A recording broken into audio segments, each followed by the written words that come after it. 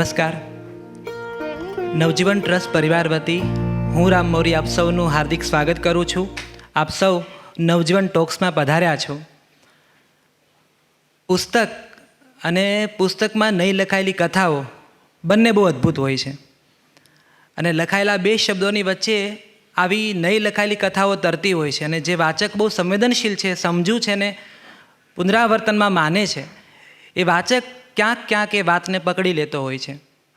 તો નવજીવન ટોક્સનો એક આશય એ પણ છે કે વક્તાને બોલાવીને બેસાડીએ, લેખકને, અને કહીએ કે ભાઈ આ જે વચ્ચેની જગ્યાઓ તમે છોડી છે એ પૂરી કરો, એ પુરવણી કરો. નિશાળમાં આપણે પ્રશ્નપત્રમાં આવતું ને, જે રિક્ત સ્થાન પૂર્તિ માટે આપણે સર્જકોને અહીંયા બોલાવીએ છીએ.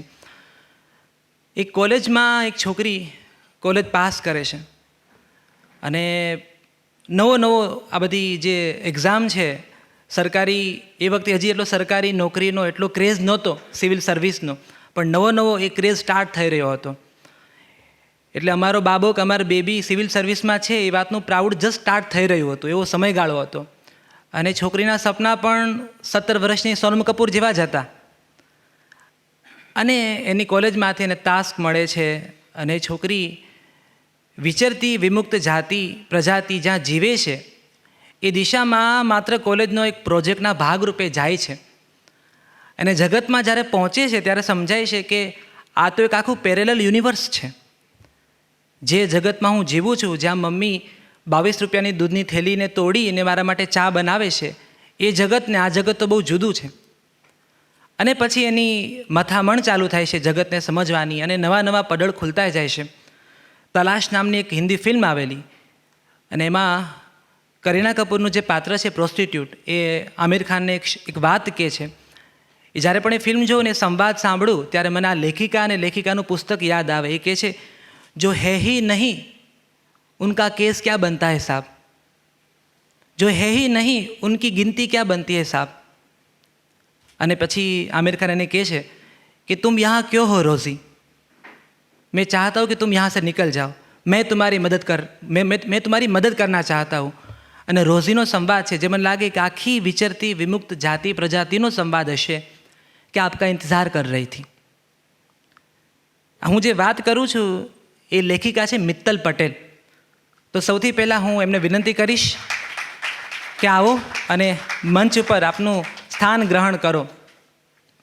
છેલ્લા 7-8 વર્ષોમાં મિત્તલ પટેલ નામ બહુ જાણીતું થયું.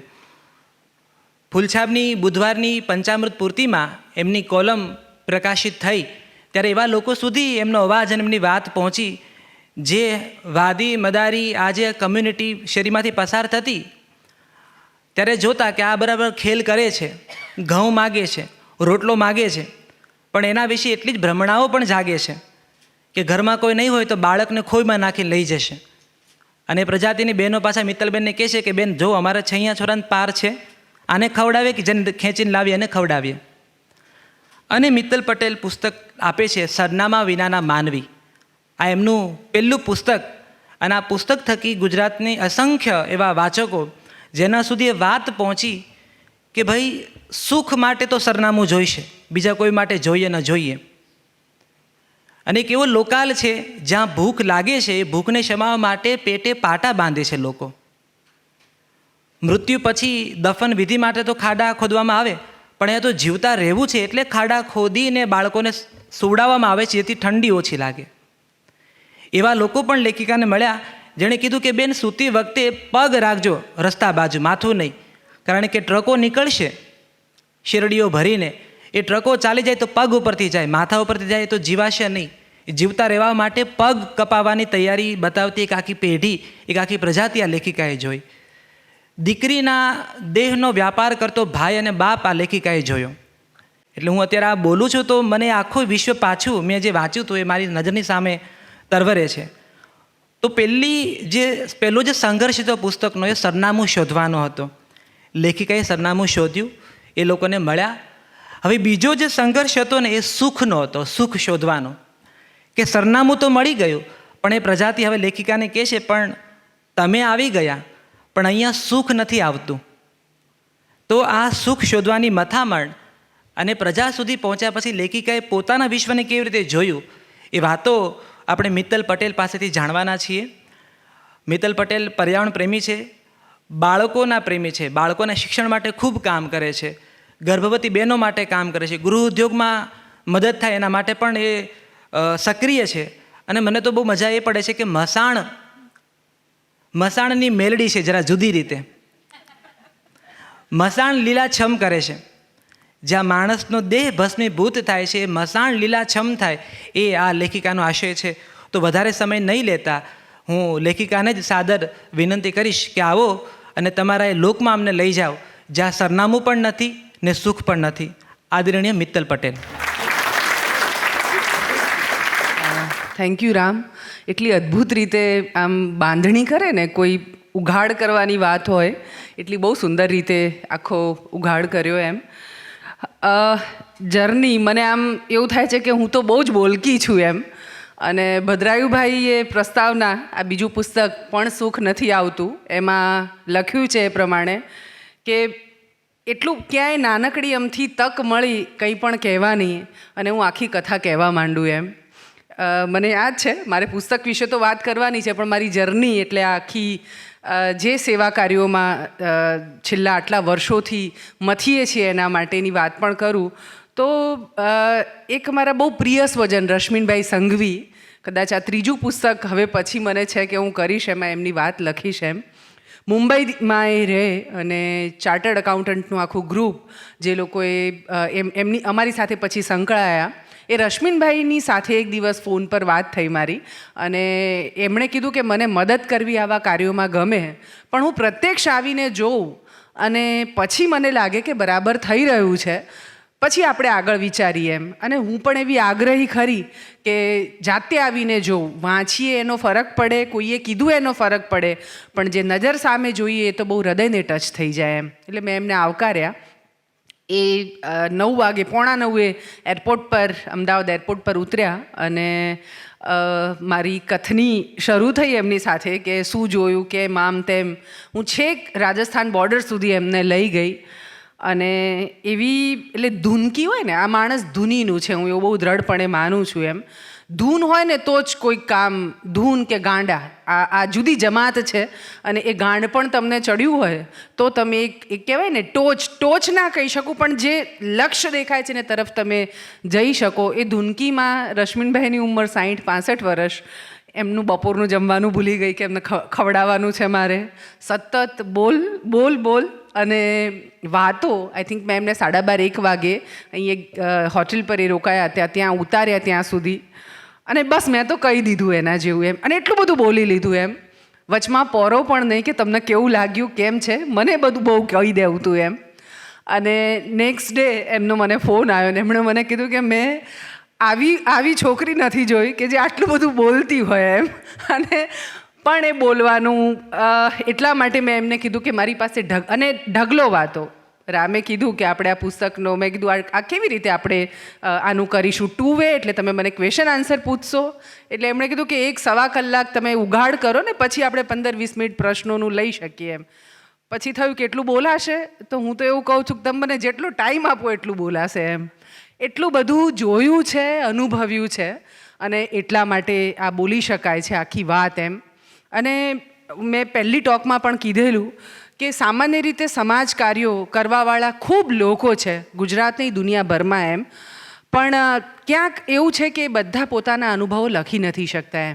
મને એમ છે કે જો એ લખાય ને તો જે સાહિત્ય જગત છે ને કલ્પનાની વાતો કરે છે, એમાં રિયાલિસ્ટિક હોઈ શકે, કોઈકની વાત લીધી ને પછી એમાં એમને ગમતી વાતોનું એ ઉમેરણ કરે છે અને પછી તમને મજા પડે એવી રીતની એ આખી વાતો. પણ અમે તો જ્યાં ફરીએ છીએ, હું કે મારા જેવા જે પણ સમાજ સેવકો, જેને કહી શકાય કે સમાજ કાર્યો સાથે સંકળાયેલા લોકો, એ લોકો તો રોજ હજારોની લાખોની સંખ્યામાં જીવતી વાર્તાઓને મળતા હશે એમ. અદ્ભુત વાતો. તમને એમ લાગે કે અરે બાપરે, આવી રીતો તો એટલે તમને ઇન્સ્પાયર કરે એમ. મને ભદ્રાયુભાઈ હંમેશા કહે કે તું એટલી એનર્જીવાળી છે ને, હું તને 2005માં મળ્યો ત્યારે તું જેવી હતી ને આજે પણ વાત કરવાની હોય ને તો તું એ એનર્જી સાથે કરે છે એમ. એટલે હું એમને કહું છું કેમ કે આમાં તમે જેમને મળો છો, જેમને તમે રોજે રોજ સાંભળો છો, એ બધામાં એટલી બધી એનર્જી છે જે તમારા સુધી પાસ ઓન થાય છે. આમાં એ વાત છે કે લતીફભાઈની વાત મેં આ પુસ્તકમાં લખી છે કે લતીફભાઈ એટલે આ ઇનિશિયલ 2005માં કામ શરૂ કર્યું અને પછી જ્યારે આ પરિવારોની વચ્ચે જવાનું શરૂ કર્યું એ વખતે કેવો નિરાશાનો પીરિયડ એમ. આજે મિત્તલને ઓળખે બધા. આજે હવે રેશન કાર્ડ માટે મારે સંઘર્ષ નથી કરવો પડતો. આમાં મેં ચેપ્ટર પણ લખ્યું છે પરેશાન કાર્ડ એમ.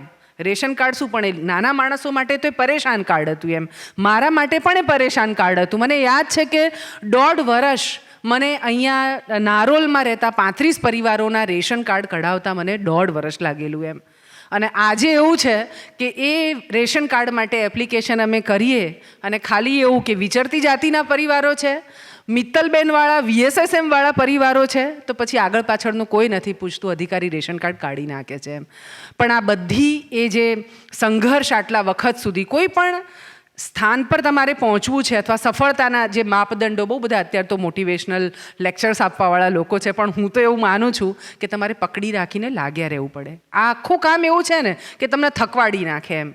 હું એ વખતે બહુ થાકતી હતી એમ, કેમ કે ક્યાંય આજે આમ સોનાનો સુરત દેખાય આપણને કે ચલો હવે કોક તો ઓળખે છે. એ વખત તો વિચરતી જાતિ એટલે કોણ, કોઈને ખબર બી નહોતી એમ. અધિકારી પાસે જવું, આમાં એક પ્રસંગ પરેશાન વાળા કાર્ડમાં જ મેં લખ્યું છે કે એ નારોલમાં રહેતા 32-35 પરિવારોને રેશન કાર્ડ મળે એ માટે હું મથતી હતી અને મારી અરજી ઉપર કંઈ ધ્યાન જ ના આપવામાં આવે એમ. એટલે અહીંયા નટરાજ જૂનું સિનેમાને એની સામે અમદાવાદ જિલ્લાની પુરવઠા ઓફિસ એમ એક બેન ત્યાં આગળ નિયંત્રક તરીકે ક્લાસ 1 અધિકારીએ કામ કરે. હું એમને મળવા માટે ગઈ. મને થયું કે નીચેના માણસો બહુ પરેશાન કરે છે, ચલો ઉપરવાળા પાસે જઈએ, એટલે ઉપરી અધિકારીઓ છે એમની પાસે જઈને આની વાત કરીએ તો એ સમજશે એમ. હું એ બેન પાસે ગઈ. ઉંમરવાળા હતા, કદાચ 50-55 વર્ષ, અને મેં એમને આખી કીધું કે આ લોકોને કેમ રેશન કાર્ડ જરૂરી છે. પુરાવાના પ્રશ્નો હતા કેમ કે એમની પાસે પુરાવા નહોતા, એ પણ મેં વાત એમને કરી એમ. અને બેને મને એવું કીધું કે બધી જ વાત બરાબર છે, એમની પાસે સરનામું નથી, પુરાવા નથી, બધું જ બરાબર છે, પણ એ ક્યાંકના તો છે ને, એ તમે ક્યાંના છે લઈ આવો, તમે એનો પુરાવો લઈ આવો. એટલે મેં કીધું કે બધી જ રામાયણ થઈ ચૂકી છે ને, ક્યાંય ને ક્યાંના એમ. એ તો આખી ભારત, એ તો એમ કે ભૂમિકા અમારી એમ, બાઉન્ડ્રી તો આપણે દોરી. બાકી તો પાકિસ્તાનમાંથી 71નું યુદ્ધ થયું એ પહેલાંય ત્યાંથી અહીંયા માઇગ્રેશન થતું હતું, અહીંથી એ લોકો ત્યાં જતા હતા એમ. એને આ બાઉન્ડ્રી સાથે શું લેવા દેવા એમ. પણ એમને એ માનવા જ તૈયાર નહોતા. અને પછી મેં એમને કીધું કે ચાલો, એ લોકો એવું કે અમે રાજસ્થાનના એમ, કોઈક તો એમ કે અમે સિંધના એમ. તો એ બેને મને એવું કીધું કે તો એક કામ કરો, એ લોકોને ક્યાં કે ત્યાં જઈને એમનો પુરાવો લઈ આવે એમ. હવે સિંધ એટલે હાલનું પાકિસ્તાનમાં આવેલો પ્રદેશ, અને રાજસ્થાનમાં તો મેં કીધું કયું ગામ. આવી મૂંઝવણ હતી એ વખતે. કોઈને સમજાતું જ નહોતું કે આ પ્રકારના પ્રશ્નો, અને નાની અમથી સંખ્યામાં નથી આ લોકો એમ. કેટલી મોટી જનસંખ્યા એમની, એટલે 60 લાખ, 50-60 લાખનો રેશિયો ગુજરાતમાં, અને ભારતમાં 12-15%. આટલી મોટી જનસંખ્યા, પણ છતાં એના વિશે કોઈને ખબર નહીં. મને બહુ આનંદ થાય એ વખતે મેં જે કીધું કે આ પળોજણો, તકલીફો એટલી બધી, અને આ અધિકારીને હું શું સમજાવું, માથાકૂટ ગમે એટલું કરું. આપણી ત્યાં કિશોરભાઈ, પરેશભાઈ, વ્હાઇટવાળનું મહત્ત્વ ઘણું એમ. તમે જો ઉંમરવાળા, એટલે તો તમે કંઈ પણ વાતને લઈને નીકળો છો તો તમારી વાતને થોડી ગંભીરતાથી એ લોકો લે એમ. હું તો એકદમ યંગ એ વખતે, એટલે એમને થતું હતું કે આ માથાની ફરેલી, આને શું આ બધું આમ, એટલે કોઈ સાંભળે જ નહીં આપણને એમ. અને એ વખતે બહુ ફ્રસ્ટ્રેશન થતું, કેમ કે લોકો એક અપેક્ષા સાથે મારી સામે જુએ કે આ બેન મને કંઈક મદદ થશે, મારું રેશન કાર્ડ નીકળશે, મારું પ્રમાણપત્ર, ઓળખનો આધાર, પોલીસ અમને પરેશાન નહીં કરે. અને મને ખરેખર સમજાતું નહોતું કે હું શું કરીશ એમ. હા, એટ્રોસિટી, પોલીસ એટ્રોસિટી, દંગાઓ સળગાવી નાખવાની વાત જે મેં સરનામા વિનાના માનવીઓમાં લખી છે, મને થતું હતું કે આ બધું હું કેવી રીતે સ્ટોપ કરી શકીશ. અને એટલી બધી નિરાશ થઈ જાઉં. એટલે આમાં મેં લતીફભાઈનું ચેપ્ટર લખ્યું છે, લતીફભાઈ ડફેર. અને એના દીકરાને જ્યારે પોલીસ ઉપાડી જાય છે ને, અને મેં એક લાચાર બાપને ત્યાં જોયો એમ, કે જે કેવી કાકલુદી, એ ખૂંખાર લતીફભાઈ, એટલે ખબર નહીં કેટલા પોલીસ સ્ટેશનમાં એને પૂછવું. હું એમને એટલું જ પૂછતી, આ પ્રસંગ આખો મેં લખ્યો છે એમાં, એના દીકરાને જ્યારે પોલીસ ઉપાડીને લઈ જાય છે ત્યારે, કે લતીફભાઈ આણંદની પોલીસ લઈ જાય છે, અને મેં એને ફોન કર્યો કે આણંદ પોલીસનું તમારી માથે કોઈ લેણું છે એમ. લેણું એટલે આણંદમાં તમે કોઈ એવો ક્રાઇમ કર્યો છે? એટલે એમણે કીધું કે બેન એની પાસે હું ગયો જ નથી એમ. એટલે મારું ખરું, પણ બધું અમદાવાદ, રાજકોટ, સૌરાષ્ટ્રની આ સાઈડનું એમ. એટલે એની પાસે હું નથી ગયો એમ. એટલે તો ક્યાંથી નીકળ્યું એમ. સો આપણને કલ્પના ના આવી એવી વાતો એમ. પણ એ બધા માણસો જેમણે મને ધીરજ આપી એમ. એટલે હું ફ્રસ્ટ્રેટ થઈ જતી, ત્યાં જઈને એમની પાસે જ્યારે બેસતી કે મને નહીં સમજણ પડતી કે કેમ પોલીસ છે કે અધિકારીઓ તમારી વાતને નથી સમજતા. બહુ જ સંઘર્ષ હતો. આર્થિક ક્ષમતા પણ એ રીતે વિચારીએ તો પૈસા પણ નહીં પાસે, અને કોઈ રીતે હું આ પરિવારોને મદદ કરી શકું એવું નહીં. એમ રડવું આવતું બહુ જ બધું. એમ એવું થતું હતું કે એ દોર હું હંમેશા કહેતી હોઉં છું કે ભગવાન મને એમ કહે ને, મેં આ લખીને તો પુસ્તકમાં મૂકી દીધું, પણ ધારો કે પેલું કમ્પ્યુટરમાં ડિલીટ બટન આવે એમ, તો ઈશ્વર મને પૂછે ને કે તમારે કંઈ ડિલીટ કરવું છે તમારા જીવનમાં, તો હું 2005થી લઈને 2011 સુધીનો ગાળો ડિલીટ કરવાનું કહી દઉં એને. કેમ કે એ ગાળો જેણે આજે પણ એમાંની કેટલીક ઘટનાઓ યાદ આવે ને તો ઊંઘ ઉડી જાય. એમ એ વખતમાં જે તકલીફો મેં સાંભળી એ લોકોની, અને વ્યક્તિગત જીવનમાં પણ આખું કામ કરવાના સંદર્ભમાં વ્યક્તિગત પણ જેટલા પ્રશ્નો આવ્યા એ બધામાં માનસિક રીતે પડી ભાંગી હતી. એમ એ વખતે આ લતીફભાઈ હૂંફનું સરનામું હતું મારી માટે. એમ ના, સરનામા વિનાના માનવીઓ માટે કામ કરતી હતી, પણ મને પણ હૂંફની જરૂર હતી એ વખતે. સંવેદનશીલતા દરેક વ્યક્તિઓમાં, એટલે સંવેદના તો છે જ આપણામાં પડેલી. એમ અને એ જ્યારે તમે આ પ્રકારના માણસો પાસે જઈને એમના પેઇનને જુઓ છો ને, આજે પણ તમે મૂવી આપણે ફિલ્મમાં જોતા હોઈએ છીએ ને તો જોતાં જોતાં આપણે રડી જઈએ છીએ. એમ કેમ કે આપણે એની સાથે આપણી જાતને કનેક્ટ કરી લઈએ છીએ. સેમ. અને આમ બી બહેનો તો, ભાઈઓ પણ હોય સંવેદનશીલ, પણ બહેનો જરાક વધારે હોય. અને હું કહેતી હોઉં છું કે એને તો આંખે કૂવો બાંધેલો છે. એમ એટલે મારે પણ હું જોઉં ને પછી આમ રડી પડું. એમ અને ત્યારે મને આ લતીફભાઈ, મેં કીધું એ પ્રમાણે મારું સુખનું સરનામું, હકીમભા, આ બધા જ એમ અને મને કહેતા કે તમે દુઃખી થઈ જાઓ, તમે આમ પડી ભાંગો એ ન ચાલે. એમ અને એટલા માટે કે તમારી પાછળ અમે છીએ અને તમને જોઈને અમે જીવવાનું કરી. અમને એમ છે કાલ અમારી માટે સોનાનો સૂરજ ઉગશે. એમ અને એમણે સરસ વાત કરેલી કે આ કંઈ આજકાલનું થોડું છે, તે હાલના હાલ મટી જવાનું છે. એમ આ તો વર્ષોથી, સદીઓથી ચાલ્યું આવે છે. એમ એટલે મથવું તો પડશે જ આપણે. એમ અદ્ભુત આમ પેલી કહેવાય ને કે વાતો, જેણે મને આ કામ માટે સતત પ્રોત્સાહિત કરી, મને જીવતી રાખી, એવી આ પુસ્તકમાં એ બધી વાતો. એમ અને થોડાક ઉદ્માત પણ આપણા વ્યક્તિગત, એ પણ મેં પ્રસંગ એનાથી જ શરૂ કર્યો છે. મારી મમ્મી ને મારી બેને આ પુસ્તક વાંચ્યું ને પછી મને કીધું કે મને પહેલી વાર ખબર પડી કે તું આમ રાપર જતી રહી હતી અને પછી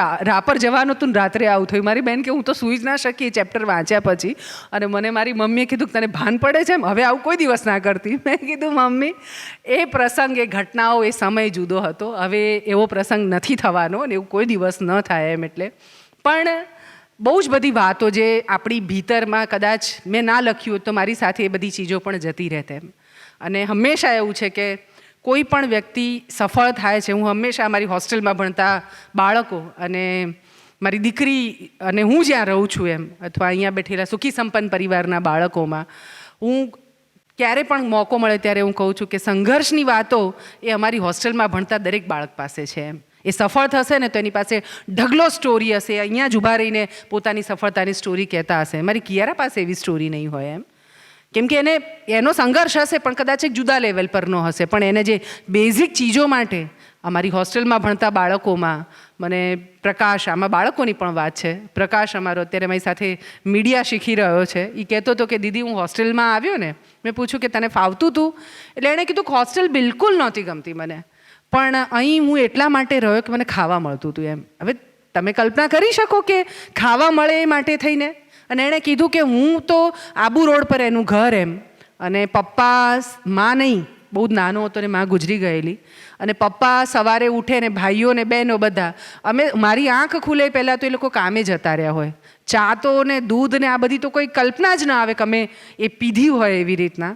પાણીનો કળશો લીધો ને પાણી પીધું અને પછી જેટલા પણ અમારા જેવા નાના નાના બચ્ચાઓ છે એમની સાથે રમવાનું. એમ બપોરના જમવાનું મળે એ પણ ખબર નહોતી. આ પ્રકાશની વાત નથી, એ ચિરાગની પણ વાત છે. બધા જ લગભગ અમારી સાથે ભણતા બાળકોની. અને પછી સાંજે જમવાનું મળે. એમ એટલે આ બાળકો પાસે સંઘર્ષની વાતો છે. હું કહું કે તમે સફળ થશો ને તો તમે આ બધું કોકને કહેશો તો સામેવાળાને પ્રેરણા મળશે કે જો આમાંથી, આ સંઘર્ષમાંથી એ બહાર આવ્યા છે. એવું જ મને લાગે કે આ સંઘર્ષ જે જીવનમાં આ ઉઘાડ વિચરતી જાતિઓ પાસે પહોંચી અને એમનામાંનું એક બની અને પછી એમની વાતો કરવાની જે થઈ, અથવા આજે જે સ્તર પર એમને પહોંચાડવાની વાત થઈ, એમ તો એ મજાની વાતો છે. એમાંથી બહુ બધું શીખવાનું પણ થયું ને આજે સંતોષ પણ છે. એમ મેં કીધું ને એક પરેશાન કાર્ડની વાત છે, 1.5 વર્ષ લાગેલું એ મતદાર કાર્ડ મેળવવા માટેની વાત છે કે જેમાં વર્ષોના સંઘર્ષ એમ. અને આજે હવે વિચરતી જાતિને મતદાર કાર્ડ, રેશન કાર્ડ, આધાર કાર્ડ, બેંકમાં ખાતું ખોલાવવા માટે કોઈ સંઘર્ષ નથી કરવો પડ્યો એમ. અને એનું રીઝન એ છે કે સતત લાગ્યા રહ્યા એમ. બાળકોની વાત મેં કરી છે આની અંદર. એક આખો એવો અછૂતો સમાજ એને રહ્યું, એટલે કોઈનું ધ્યાન જ એના ઉપર નથી ગયું એમ.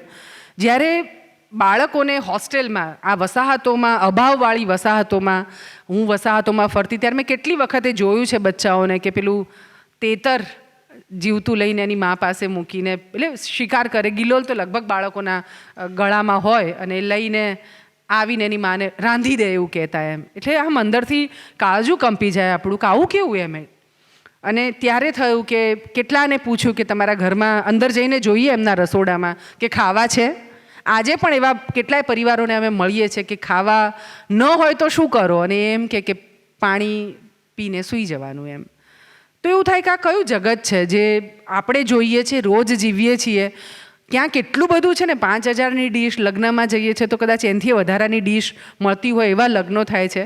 અને ક્યાંક એ એક ડીશમાં કોઈના 5-6 મહિના નીકળી જાય એવું છે. આ બંને જે ઇનબેલેન્સ છે ને, એ ઇનબેલેન્સને ક્યાંક બેલેન્સમાં આપણે બધાએ લાવવું પડશે એમ. એની જ વાતો આમાં પુસ્તકમાં એ કરી છે. અને એ વખતે વરે ઘડીએ મને સતત એ થયા કરે કે આ ક્યારે ઠીક થશે એમ. અલબત્ત એ છે કે પ્રયત્નો જ કરવાના છે ને. આ એક મિત્તલ નહીં, હજી બીજી હજારો મિત્તલની જરૂર છે આખા દેશમાં, ગુજરાતમાં એમ. બાળકોની વાત છે આમાં સરસ. આઈ થિંક 5, 7, 8, 10 ચેપ્ટર મેં લખ્યા છે આમાં. મને હતું કે શરૂઆતનો ફેઝ 2007-8ની વાત, વસાહતોમાં ફરતી હતી એમના પુરાવા ભેગા કરવા માટે. અને એમાં એવું થયું કે આ બધા બાળકોને જે જોયા, નંગડા પૂંગડા, કપડાના ઠેકાણા નહીં, ખાવા પીવાના કોઈ ઠેકાણા નહીં. એટલે મને થયું કે આ બધાને ઉપાડીને હોસ્ટેલમાં મૂકી દઉં ને તો એક તો ખાવાની પળોજણ જે છે તે મુક્ત થઈ જાય ને, ખાવા એમને પેટ ભરીને મળે એમ. અને બીજું સપના આપણે, એટલે મા બાપ તો જુએ નહીં, પહેલાં અમે જોવા માંડ્યા ને વ્યક્તિગત. હું એ વખતે તો કે ભાઈ આ લોકો ભણશે તો આવા બનશે તેવા બનશે એવું કરીને, અને ઢગલાબંધ છોકરાઓને ઉપાડીને હોસ્ટેલમાં. મારી આખી એ જર્ની ક્યારેક થાય કે એનર્જી હું આજે વિચારું કે ક્યાંથી આવી હશે એમ. સવારે 6 વાગ્યાથી શરૂ થઈ જાય તે રાત્રે 10, 12, 1 વાગ્યા સુધી હું એ જ એક સાથે ગાડીમાં. આજે પણ એવો. અને સામે અધિકાર પણ તમે જુઓ કે કેટલી બધી વસાહતોમાંથી હું બાળકોને આમ રેન્ડમલી કહું ચલો બેસી જાઓ એમ. એટલે 7-8 વર્ષથી લઈ અને 10-12 વર્ષના છોકરાઓને હું ટાટા સુમો ગાડી એમાં ભરી દઉં એમ. અને મા બાપને કોઈને કહું નહીં કે તમે મને, હું ક્યાં, એટલે પાછી કહું કે કોઈએ મને પૂછવાનું નહીં કે છોકરાઓને ક્યાં લઈ જાઉં છું એમ. મને એમ થાય કે આ કેવી દાદાગીરી વખતે એમ. અને સૌથી અગત્યનું એ છે કે એ વાલીઓ, એ સમુદાય, એ વસાહત, એને કેટલો બધો ભરોસો મારી ઉપર. નહીં તો કોઈ એનું બાળક આપે આવી રીતના અને લઈ ગયા પછી પાછી એ પણ ધમકી કે કોઈએ મને ફોન નહીં કરવાનો તમારા છોકરાને ક્યાં લઈ જાઉં છું એમ. મહિના પછી હું તમને, બહુ મન થાય ને તો મને ફોન કરવાનો, હું કહી દઈશ એ કેવું છે એમ. પણ મહિના 1.5 મહિના પછી હું તમને સરનામું આપીશ તમારું બાળક ક્યાં છે કહેવા માટે એમ. એક બાજુ આ ખૂંખાર છે સમાજની દ્રષ્ટિએ, ચોર છે, અને કેવા જાતના એની પાછળ આપણે બધી માન્યતાઓ જોડી દીધી છે. અને બીજી બાજુ મને તો આ તદ્દન જુદા દેખાતા હતા એમ. આ કીધું ને કોણ આપે એના બાળકને. અને એ બાળકોને જ્યારે વસાહતમાં, પેલા હોસ્ટેલમાં, એટલે આશ્રમ શાળાઓ, સરકારી આશ્રમ શાળાઓ, બહુ બધી સંસ્થાઓની આશ્રમ શાળાઓમાં પણ મેં મૂક્યા એમ. અને જે અનુભવ રહ્યો ને કે આ સમુદાયને જોવા માટેનો નજરિયો એમ. સંસ્થાઓ એટલે મને હંમેશા એવું થતું હતું કે જે હૃદય સાથે કામ કરવાવાળા વ્યક્તિઓ, એવું મારું માનવું હતું એમ. પણ હું એમાં ખોટી પડી, સદંતર ખોટી પડી. કેમ કે ત્યાં બેઠેલા, સંસ્થા જેણે સ્થાપી એનું ભાવના કદાચ બહુ ઉત્તમ હોઈ શકે એમ, પણ જે ચલાવનારા વ્યક્તિઓ હતા એમાં મેં સંવેદના ન જોઈ એમ. એ ફરીવાર ક્યાંક એ ડફેરનું બાળક હતું, એ વાદીનું બાળક હતું, એ ગાડલિયાનું બાળક હતું, એ સરાણિયાનું બાળક હતું, એ વાડિયાનું બાળક હતું. એટલા માટે એને દૂર રાખવાની વાત, ચોરી કરે છે એના મા બાપ એટલે એની સાથે જુદી રીતે વર્તવાની વાત, આ બધું પેલું કહેવાય ને સહન કરી શકાય એવું નહોતું. મને બહુ જ આખો એક નવો પરિચય થઈ રહ્યો હતો એમ.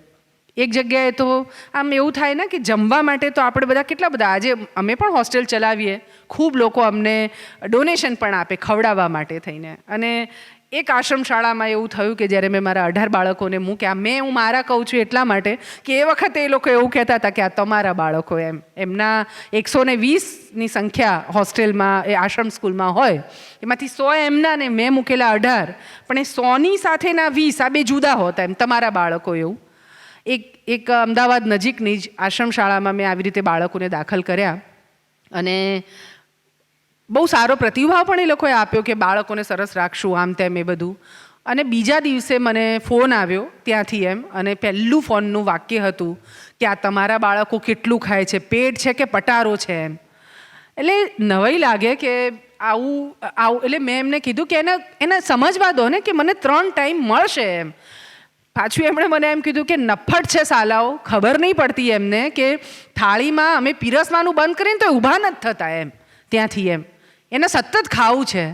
એટલે મેં એમને એ વખતે કહ્યું કે એ જ્યાં રહે છે ને ત્યાં એટલો બધો અભાવ છે, 3 ટંક સવારે ઉઠીએ ત્યારે મળે, બપોરના મળે ને સાંજે મળે, એના મનને એ અહેસાસ થવા દો કે અહીંયા મને 3 ટંક મળશે. બાકી એના ઘરે તો એને એમ છે કે જ્યારે મળ્યું ને ત્યારે જેટલું ખવાય એટલું ખાઈ લેવાનું. એને ખબર નથી કે આ કબાટ નથી તેમાં સંઘરીને રહે, ટાઈમ થાય એટલે ભૂખ લાગે જ, પણ એ બચ્ચાનું મન છે ને નથી સમજાતું. તમે તો સમજો એક જણાએ તો મને એવું કીધું કે અમારો રસોઈયો રસોઈ કરવાની ના પાડે છે. એ કહે છે કે આ રહ્યા ને તો કાં મારો પગાર વધારો, નહીં તો હું છોડીને જતો રહીશ કેમ કે ખૂબ ખાય છે.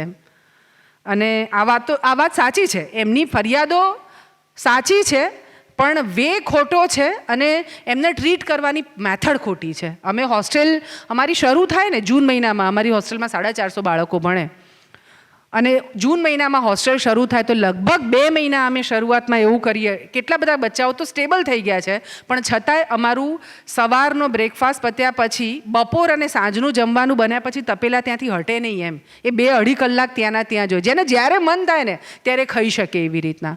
અમે હમણાં જ બનાસકાંઠાના કાકરમાં ફૂલવાદી પરિવારોની બાળકોની હોસ્ટેલ શરૂ કરી છે. અમારે એ બાળકો 5 વાર ખાય છે.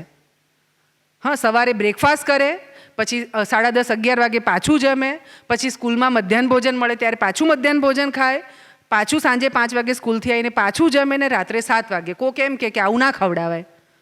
100% સાચી વાત. કેટલાકને એમ પણ લાગે કે આ બધા એનિમિક છે તોય આવા પતલા પતલા એકદમ. પણ હું એને કહું છું કે એનું મન નથી ભરાયું ને એટલે આ પ્રશ્નો છે. જે દિવસે મન ભરાઈ જશે ને એ દિવસે તમારે કહેવું જ નહીં પડે કે હવે મૂકી દે પણ આ વાતો કોણ સમજે એમની? અને એ બાળકો સાથે થયેલું એનો ભેદભાવ કેમ કે, અને બીજું બચ્ચાઓને એ જ્યાં રહે છે ત્યાં નાવા ધોવા માટેનો મેં પહેલાં પુસ્તકમાં કદાચ લખ્યું છે કે અધમણ મેલના ભરેલા અમે કેટલા દિવસે નાવ તો 18-18, 20-20, 25-25 દિવસે ના એવા વ્યક્તિઓ તમને મળે આજે પણ.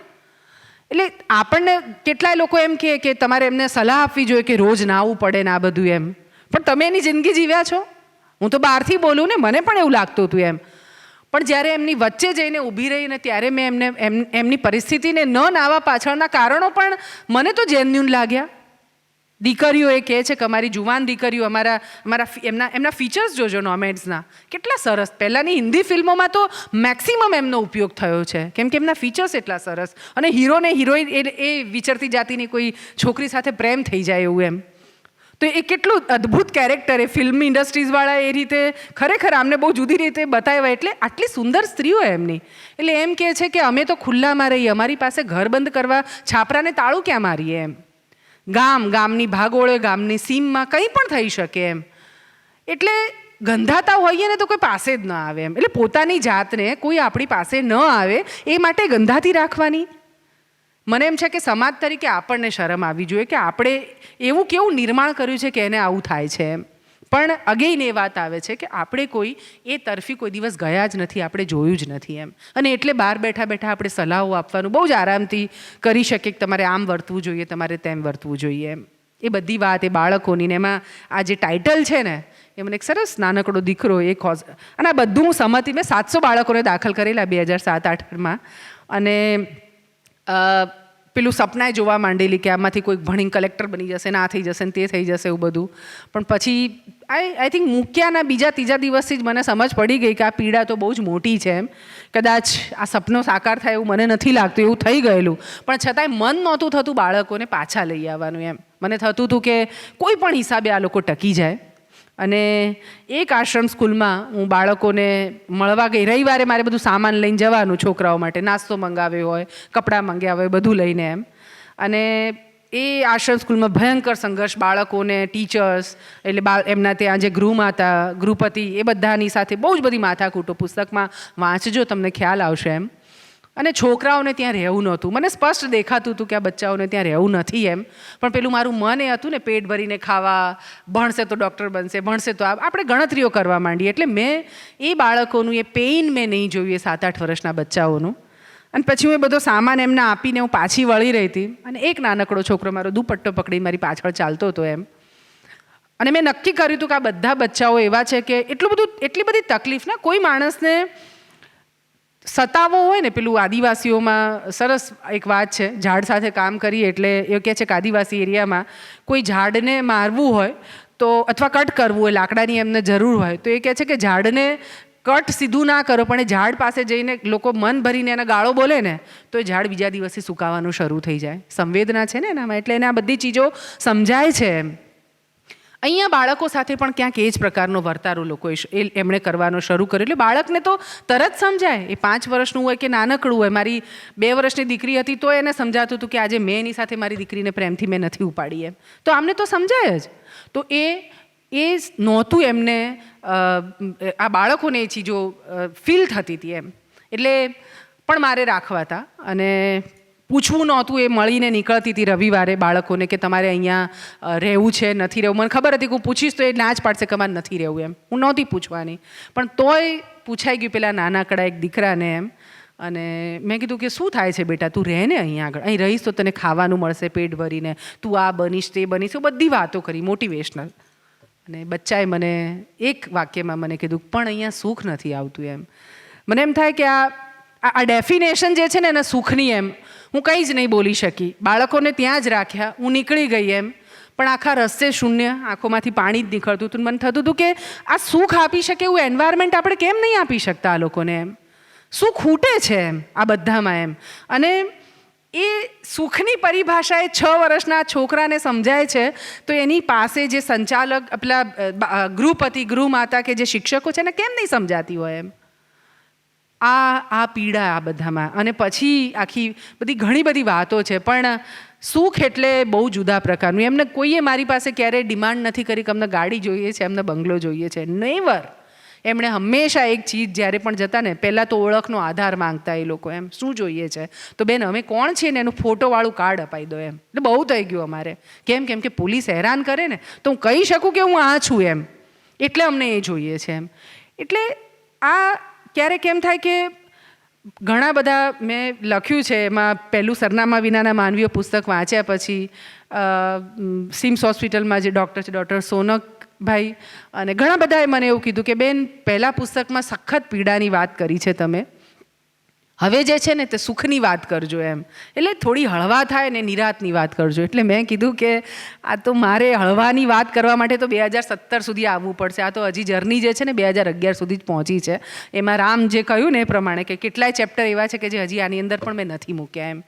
તો સદીઓની પીડા છે એમ. હળવું થઈ જવાય તો ખૂબ સારું. પણ સમાજ તરીકે આપણે બધાએ આ જાણવાની બહુ જરૂર છે કે આપણે કેવો અન્યાય કર્યો છે. અન્યાય એ સેન્સમાં કે વ્યક્તિગત મેં કોઈ અન્યાય નથી કર્યો એમ, પણ સમાજ તરીકે હંમેશા એવું છે. આમાં અમને મદદ કરવાવાળા વ્યક્તિઓની પણ મેં વાત કરી છે. ચંદ્રકાંત ગોગરીની વાત કરી છે જેણે સૌથી પહેલાં, અને કાંતિસેન શ્રોફ કચ્છના સ્વપ્નદ્રષ્ટા જેને કહેવામાં આવે, જેમણે મને કીધું કે તું આ કામ કર, ટીમ બનાવીને કામ કર એમ. અને એ લોકો ધનપતિ એ એવું માને કે આપણને મળેલા પૈસા એટલે આપણે કમાઈએ છીએ ને આપણી જરૂરત પૂરતા છે એ આપણા, બાકીનામાં ટ્રસ્ટીપણાનો અધિકાર, ટ્રસ્ટીપણું એવું માનવાનું એ આપણા નથી, પણ ઈશ્વરે આપણને આપ્યા છે કેમ કે આપણે કોઈ બીજાને મદદરૂપ થઈ શકીએ માટે થઈને.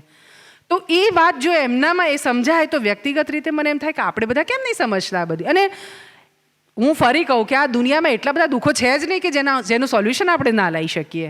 એટલા દુઃખો છે જ નહીં અને એટલા દુઃખી માણસો પણ નથી.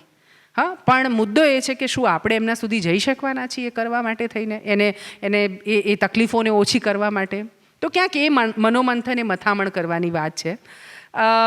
ગાંધીયન મને શરૂઆતમાં સપોર્ટ કરવાવાળા ગુજરાત સર્વોદય મંડળ, જેમણે ગાંધીના વિચારોને અનુસરીને એમણે કામ ગુજરાતમાં, ગુજરાત અને આખા દેશભરમાં કર્યા, એ લોકોએ ગુજરાત સર્વોદય મંડળ એમણે મને સપોર્ટ કર્યો. એક પ્રસંગ મેં આમાં એ પણ મૂક્યો છે કે એટલે મને જગદીશભાઈ શાહ, બહુ જ સિનિયર સર્વોદય કાર્યકર, ઘણી મોટી ઉંમરવાળા, અને એમણે મને એક વખતે કીધું, એટલે જાણે બધા, એટલે મને કે છોકરી તું ખાદી પહેરવાની શરૂ કરી દે ને, પછી તારે આમ પૈસાની ચિંતા નહીં કરવી પડે એમ.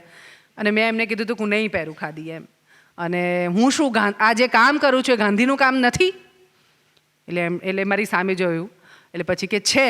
અને મેં કીધું તમારે તો એ સ્વીકાર કરવું જોઈએ કે ગાંધીની નજર પણ આમની ઉપર નથી પડી એમ. એમણે અસ્પૃશ્યોની વાત કરી છે, આદિવાસીઓની વાત કરી છે. આઝાદીની ચળવળ વખતે એમની પાસે ખૂબ લોકો ગયા.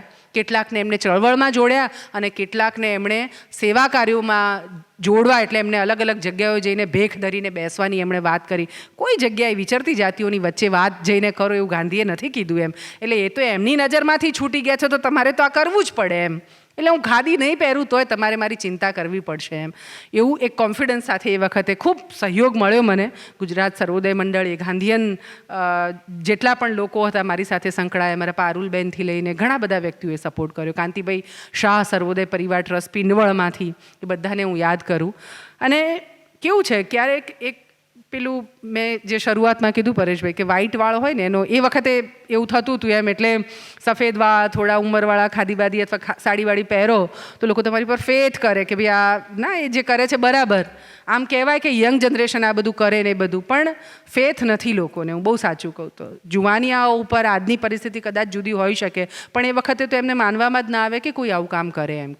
એટલે એ પણ બહુ જુદું. એટલે મને એ વખત રોષ પણ થતો હતો કે તમે કેમ બે પર્સનાલિટી છો? એક લોકો એવું કહે છે કે આ કરો એમ, જુવાન માણસો આમાંથી બહાર નીકળે ને આ બધું કરે, ને બીજી બાજુ અમારી પર ભરોસો મૂકીને કરવાની વાત આવે તો કોઈ નહોતું કરતું એમ.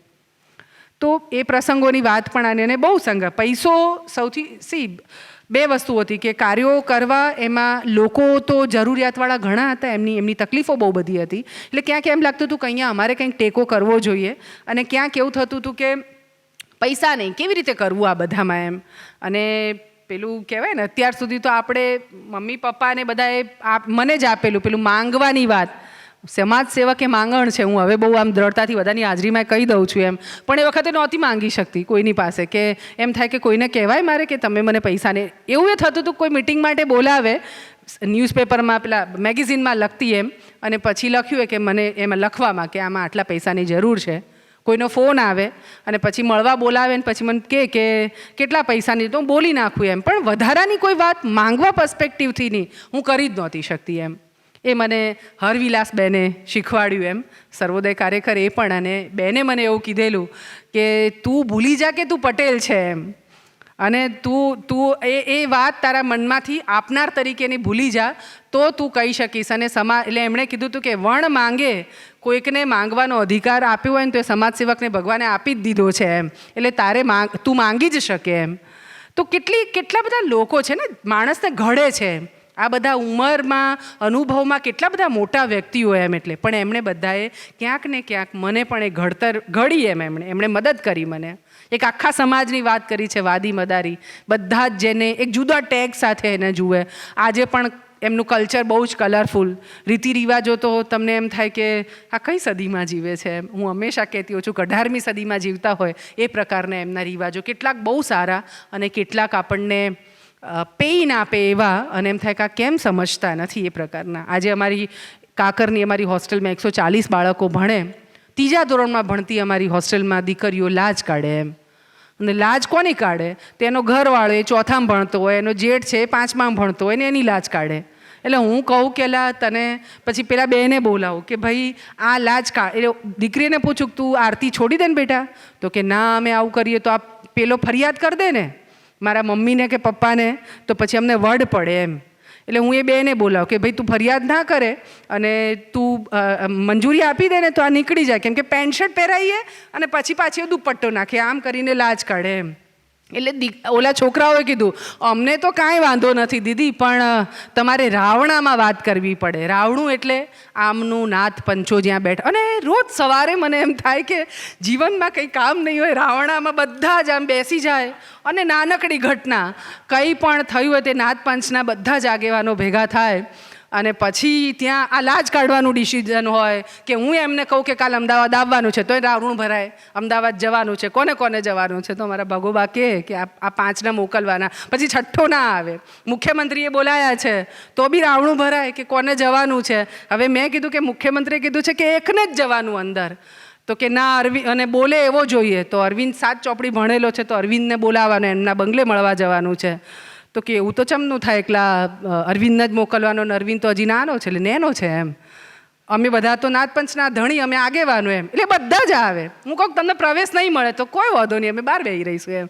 એટલે સચિવાલયને આ દરવાજે બેસી રહે પણ આવવાનું બધાએ.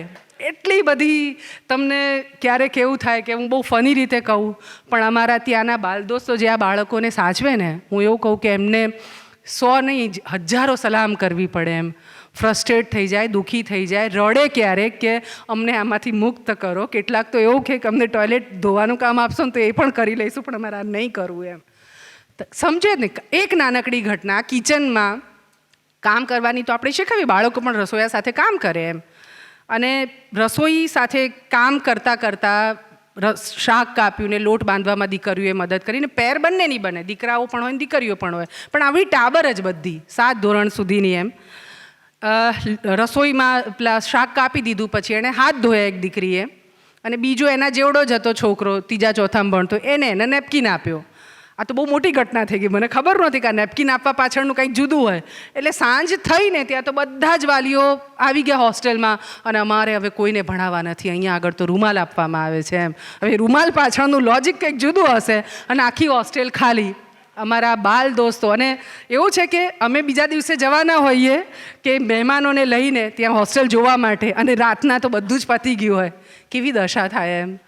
એટલે એટલું બધી પીડા એમની એ લોકોની સાંભળો ને, નૂર ન હોય એમના મોઢા પર, અમારા બાલ દોસ્તોના મોઢા પર. અને એમ કીધું કે તમે તો ભણાય જ કરો છો, અમારે તો કે ઓય ભણવાનું હતું જ નહીં, આખું કામ બોધી એમ તમે એવું કહે. અમે કહીએ કે ભણાવવું નથી, તમે બહાર તમારા મા બાપ સાથે જે અને 5મા ધોરણ એટલે દીકરીઓનું પતી ગયું એમ. 5 પછી આગળ દીકરીઓ ના ભણવી જોઈએ, 8મા પછી દીકરાઓએ નહીં ભણવાનું. તમે ક્યાં સમજાવો આમને કે આ દુનિયા કઈ દિશામાં ચાલી રહી છે? તમારે સાયકલ લઈ શકો, તમે સ્કૂટર તમારી પાસે પૈસા હોય તો તમે ના લઈ શકો, ટીવી તમે ના લઈ શકો, બહાર થિયેટરમાં મૂવી જોવા ના જઈ શકો, નહીં તો નાથપંચ તમને દંડ કરે એમ. આમ એમ થાય કે ક્યાં સમજાવવું આ બધામાં. પણ ક્યાંક એક ઇન્સિક્યોરિટી એમને એક જુદા લેવલ પરની એમની દેખાય, અને એના કારણે જડતા સાથે બંધાયેલું બંધન. મને એન્ટ્રી નહોતી આ પુસ્તકમાં, મેં એ વખતની વાત કરી છે કે મને એ સમાજ કલાકો બેસાડી રાખે ને પછી પણ કોઈ એક એટલો બધો ભેદી લાગે મને કે આને શું સંતાડીને રાખવું છે, કેમ મને કશું કહેતો નથી એમ એવું લાગે. અને નિયમ એવું કે રાવણામાં બેઠેલો ભગોબા હોય કે પછી પોપટબા હોય કે ગેમરબા, બા એટલે દાદા કે મુખી એમ, એ જ કહી શકે જવાબ. હું જઈને પૂછું, પહેલાંને ખબર હોય ને તો એમ કહેશે કે ના એ જવાબ તો કોણ. હું પૂછું કે તમારા પાસે રેશન કાર્ડ છે, તો એ તો વ્યક્તિગત થયું ને, મારું રેશન કાર્ડ છે તો મને જ ખબર હોય એમ, તો પણ એમ કે ભગોબા કહેશે. પછી હું કહું કંઈ ઘર કેટલા, ભગોબા કહેશે. પાણી કેટલું, પોપટબા કહેશે. કોઈ જવાબ ન આપે એમ. આમ સંગઠિત રીતે મેં આમાં લખ્યું છે કે આપણી પોલિટિકલ પાર્ટીઓ પ્રવક્તા હોય ને એ જ બોલે છે, અહીંયા પ્રવક્તા એમના એમ ને. એટલે આમ પણ સુખ લાગે, ક્યારેક હસવું પણ આવે, પણ પેલું 8 કલાક બેઠા પછી તમને કોઈ જ ઇન્ફોર્મેશન ના મળે ને તમારે ઘેર પાછું આવવાનું હોય, એટલે પછી દુઃખ પણ થાય કે આમનું. અને સિરિયસલી આપણે ગયા હોય, આપણો ભાવ જુદો, પણ એને મને એમ થતું હતું કે હું કમ્યુનિકેશનની વિદ્યાર્થી, હું બહુ જ માનું કમ્યુનિકેશનમાં, પણ મારું બધું જ કમ્યુનિકેશન અહીંયા ફેલ. કોઈ ચીજો ન ચાલે એના જેવું એમ. કેટલા વર્ષ લાગે? આઈ થિંક 2017માં એમનો વિશ્વાસ સંપાદિત કરી શકી, 2005, 12 વર્ષ.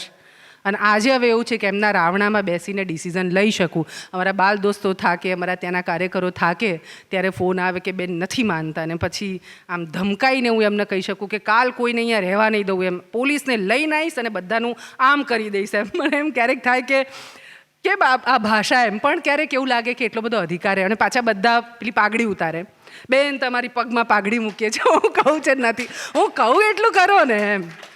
પણ જબરદસ્ત સ્વીકાર. એટલે અમારા જ્યારે થાકે ને કાર્યકરો, કેટલીક વખતે મારે સૌરાષ્ટ્રમાં પણ કેટલીક કમ્યુનિટી આજે આવી અઘરી એમ, એટલે એ લોકો કહે કે તમે જ્યાં મૂકશો ને ત્યાં કરીશું, તમે આવા અઘરા કામ શું કામ લો છો એમ, એવું કહે અમારા કાર્યકરો. એટલે મેં કીધું કે સહેલું એટલે પેલું કહેતી હોઉં છું કે પીપુડી તો સૌ વગાડી જાણે, સાંભેલું વગાડે એ સાચું એમ. એટલે આપણે સાંભેલું વગાડવું છે, હું બેઠી છું એમ. ન થતું ત્યાં આગળ પણ મથશું તો થશે. કોઈ એમની પાસે એટલે જ નથી ગયું કેમ કે અઘરા લાગ્યા છે બધાને એમ. પણ આપણે પ્રયત્ન કરશું ને ગ્રેજ્યુઅલી એક વિશ્વાસ એમનામાં સંપાદિત થશે, એમને ધીરે ધીરે થશે કે આ મારા માટે વિચારે છે. આજે એટલીસ્ટ એમના રાવણામાં બેસીને તમે ડિસિઝન તો લઈ શકો છો, બાકી પહેલાં તો તમને એમાં એન્ટ્રી નહોતી એમ. એટલે આખી હજી પણ આ 18મી સદીમાં જીવવાવાળી પ્રજા અહીં છે. ક્યારેક એવું પણ થાય કે કદાચ એ સુખી છે એમ, આપણે શું કામ આ બધી ચીજો એને અપાવવા માટેનો પ્રયત્ન ને એવું બધું કરીને એમ. પણ કેટલુંક એવું છે કે જે મને લાગે છે કે બદલાવવું જોઈએ બહેનોના પર્સ્પેક્ટિવથી, બાળકોના પર્સ્પેક્ટિવથી. એટલે આ મથામણ છે. પણ અધિકાર એટલે સરકારની યોજનાઓના સંદર્ભમાં કહીએ તો એમાં હવે ઘણું બધું થઈ શક્યું છે. કોઈ પણ પ્રક્રિયા શરૂ કરો ત્યારે પરિણામ આપણને ખબર નથી હોતી. લક્ષ્ય અને પેલું કહેવાય ને ધારણા તો હોય ને સપનાઓ પણ હોય. મારા સપના હતા કે એક વખતે સરકાર એમના માટે જુદી જુદી યોજનાઓ બનાવે, રાષ્ટ્રીય સ્તરે પણ એમના માટે યોજનાઓ બને. બહુ જ બધું મનમાં હતું એમ. પણ અને મનમાં સંકલ્પ પણ હતો કે ઈશ્વરે તરફ લઈ જજે એમ. અને આજે હું બહુ આનંદ સાથે કહું કે 2019માં નરેન્દ્ર મોદીએ ત્યાં દિલ્હીમાં વેલફેર બોર્ડ આ કમ્યુનિટી માટે બન્યું એમ. એ પહેલી વખત એક સરનામું થયું એમ. અને એમણે પૂછ્યું કે ગુજરાતમાં જે કરી શક્યા છે ને, હું બધા રાજ્યો ફરું છું, મેં જોયું છે, એમાં ગુજરાત એ મોડલ સ્ટેટ એટલે બધું સરસ થઈ ગયું છે એવું ના કહી શકું, પણ હા જેટલું થયું છે ને એ પર્સ્પેક્ટિવથી હું કહી શકું કે બીજા રાજ્યોમાં એ પણ નથી એમ, આ સમુદાયના પર્સ્પેક્ટિવથી એમ. એટલે આવનારો સમય હવે આ સમુદાય માટે સોનાનો, ચોક્કસ હું કહી શકીશ સોનાનો ઇન ધ સેન્સ એ વેમાં કે જે બેઝિક ફેસિલિટી માટે એમને જે મથામણો કરવી પડતી હતી એ નથી થતી. અલબત્ત સરનામા વિનાના માનવીઓ પુસ્તક ગામડાઓમાં લોકોએ ખૂબ ખરીદ્યું ફોન કરીને. મને એમ હતું કે ગુજરાતીઓ આપણા તો વાંચે બહુ ઓછા એમ, પણ એ પુસ્તકની આટલી લગભગ 5,000 જેટલી નકલો ગઈ એની, એ બહુ મોટી ઉપલબ્ધિ મને લાગે. અને હું કંઈ લેખિકા નથી, હું વારે ઘડીએ કહું એમ, જે જોયું જે અનુભવ્યું એ લખ્યું એમ.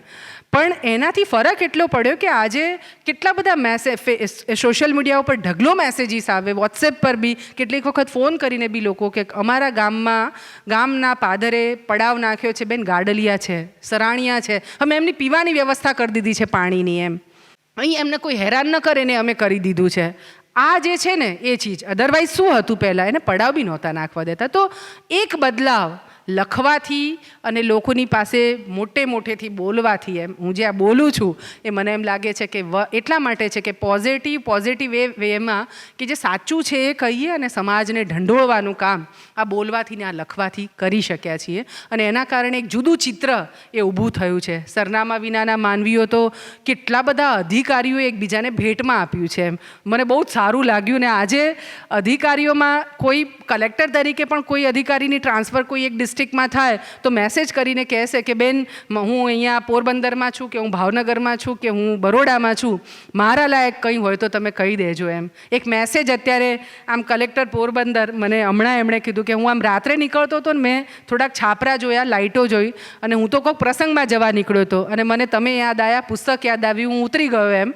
અને ઉતરીને પછી હું ત્યાં ગયો તો સરાણિયા પરિવારો, રેશન કાર્ડ નહોતા એમની પાસે, બહુ જ બધી. તો હું તો 1-1.5 કલાક એમની સાથે વાતો કરી, પ્રસંગમાં ના ગયો પણ બીજા દિવસે એમના માટે રેશન કાર્ડને બધાની વ્યવસ્થા કરી દીધી એમ. પછી એમણે લખીને આ ફરક અને આ ચેન્જ દેખાતું તો બધાને હતું પણ કદાચ એ રીતે જોવાતું નહોતું. હવે ક્યાંક એક ચેન્જ જુદા પ્રકારે અને સ્વીકારની ભાવના આ સમુદાય માટે થઈ રહી છે. એવું જ ગામના લોકો પણ એમને એ રીતે સ્વીકારવાનું શરૂ થયું છે. પોલીસના સંદર્ભમાં મારા પહેલાં પુસ્તકમાં મેં લખ્યું છે કે કેટલા એટ્રોસિટીના કેસીસ થતા હતા. પોલીસ દંગામાં આવીને આખો સામાન સમેટ છાપરાઓ સળગાવી દેવાના કેમ કે બાજુના ગામમાં ચોરી થઈ છે ને ખાલી શકના આધાર પર એ માણસે સાચે ગુનો કર્યો છે કે નહીં એ ખબર જ નહોતી. આજે એવું છે કે હવે એક પણ જગ્યાએ દંગો સળગાતો નથી એમ, ક્યાંય પણ નહીં એમ. અને પોલીસવાળા અગર ડફેરના દંગામાં જવું હોય તો એ પહેલાં 100% ખાતરી કરે કે ભાઈ ખરેખર આ ગુનેગાર છે કે નહીં. તો એમ કે પેલા બેઠા છે ને બેન એ લોહી પી જશે એવું કે. તો એક ધાક જે છે ને એની સાથે અને અમે કહીએ કે નહીં કરો તો અમે તમારી માટે જ્યાં સુધી લડવું પડશે ને ત્યાં લડીશું એમ. એટલે અને બીજું કે સરકાર એક ના મેથડ ચેન્જ કરવાની જે જરૂર હોય એમાં અમે સરકારને પણ આમાં સાથે લીધી એમ. જ્યાં અધિકારીઓએ સપોર્ટ કર્યો છે તો હું પેટ ભરીને વખાણ કરું એનું, શું કામ ન કરીએ એમ.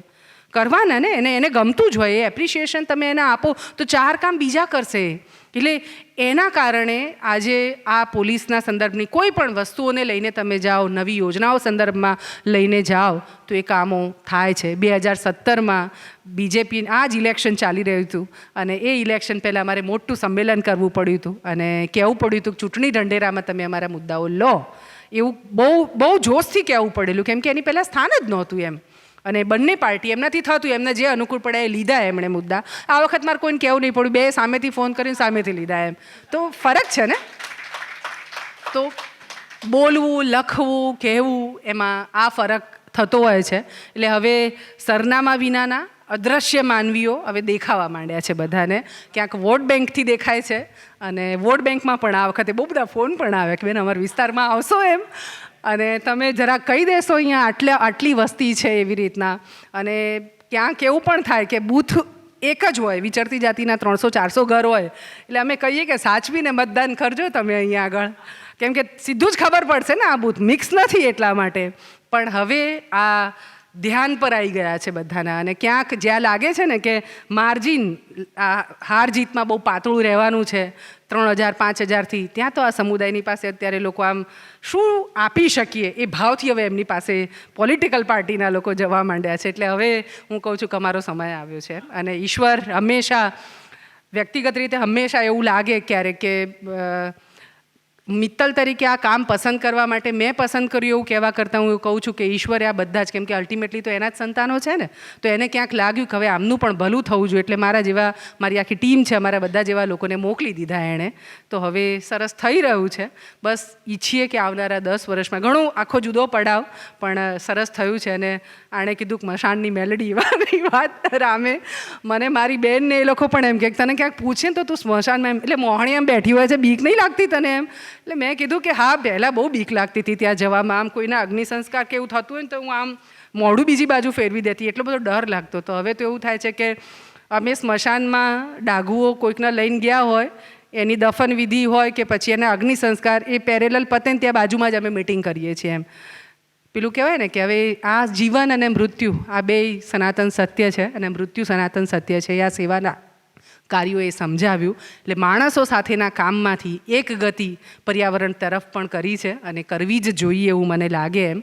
કેમ કે માણસોના મોટા ભાગના લોકોને દાન આપવાની વાત હોય કે કામ કરવાની વાત હોય, કરુણા સૌથી પહેલાં આપણને એમ થાય કે છે જીવદયા માટે કામ કરવાવાળા લોકો પણ કેટલા જીવો સુધી એમ તમે વિચારો તો આપણો પેલો આપણા ધર્મશાસ્ત્રમાં કહે છે કે 84 લાખ યોનિમાં આપણો જીવ ફરે અને પછી માણસનો અવતાર ને એ બધું બહુ બધું છે.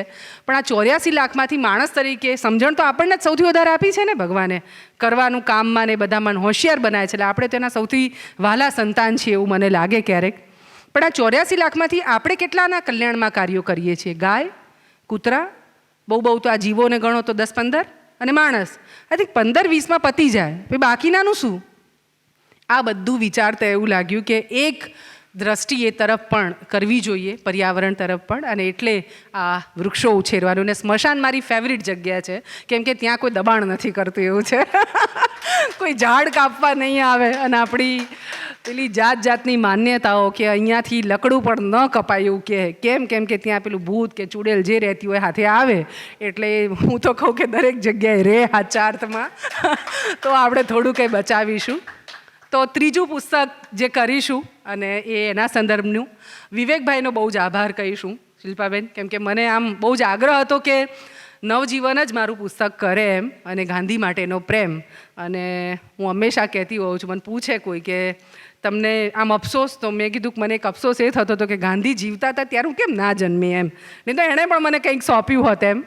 તો એટલે જ વિદ્યાપીઠમાં એમફિલમાં એડમિશન લીધું. એમફિલ કરીને મારે કંઈ મેળવવાનું નહોતું એમ, પણ તોય કેમ કે એ ગાંધીએ સ્થાપેલી એટલા માટે, એવું નવજીવન માટે પણ હતું કે મારું પુસ્તક તો નવજીવન જ કરે એમ. અને પહેલું પુસ્તક હું આ તો લખાયા પછી હવે કોઈ ઓળખે નહીં બધું, બાકી એ પ્રેમ વિવેકભાઈનો. મેં એમને કીધું તમે કરશો એમ, અને વિવેકભાઈ કીધું હા કરીશું ને એમ. એવું બીજામાં પણ મેં એમને ના પાડતા જ નથી જોયા એમ. તો એટલું બધું એટલે એ થેન્ક યુ એમનું. અને બસ આ સરસ રીતનું ઉમેશ આ વખતે જયંતભાઈની ખોટ મને બહુ સાલી. જયંતભાઈ મેઘાણી પહેલું પુસ્તક એમણે ભાષાકીય રીતે જોઈ જવાનું એમણે કરેલું, અને એ પુસ્તક પછી એમણે મને કીધું હતું કે મિત્તલ બીજું પુસ્તક લખાય ને ત્યારે આપણે સાથે એને જોવાનું કરીશું એમ. પણ એ નહીં રહ્યા.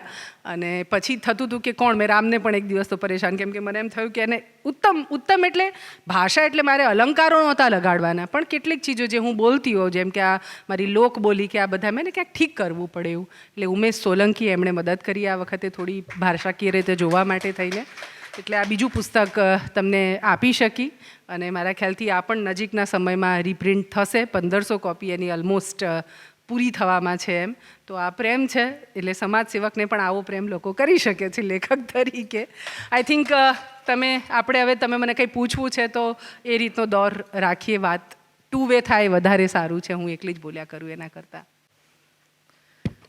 દુષ્યંત કુમાર કહે છે એમ, કકળાટ નથી કરવો, આશય મૂળ હંગામો કરવાનો નથી, સુરત બદલવાની વાત છે, અને સુરત બદલવાની વાત મિત્તલ પટેલ જીવે છે, માત્ર લખતા નથી. આશા રાખીએ કે મસાણની મેલડી લીલી ધજા ત્રીજા પુસ્તક થકી આપણને આપે, અને એ વાત પણ આપણા સુધી પહોંચે. હવે તમારા પ્રશ્નો અને મિત્તલ પટેલના જવાબો, હું સાગરને, શિલ્પાબેનને વિનંતી કરીશ કે તમારા સુધી માઇક પહોંચાડે. પ્રશ્નો જેટલા ટૂંકા હશે, જવાબ એટલા લાંબા મળશે. તો તમારું નામ અને તમારો પ્રશ્ન. સર્વેને નમસ્કાર.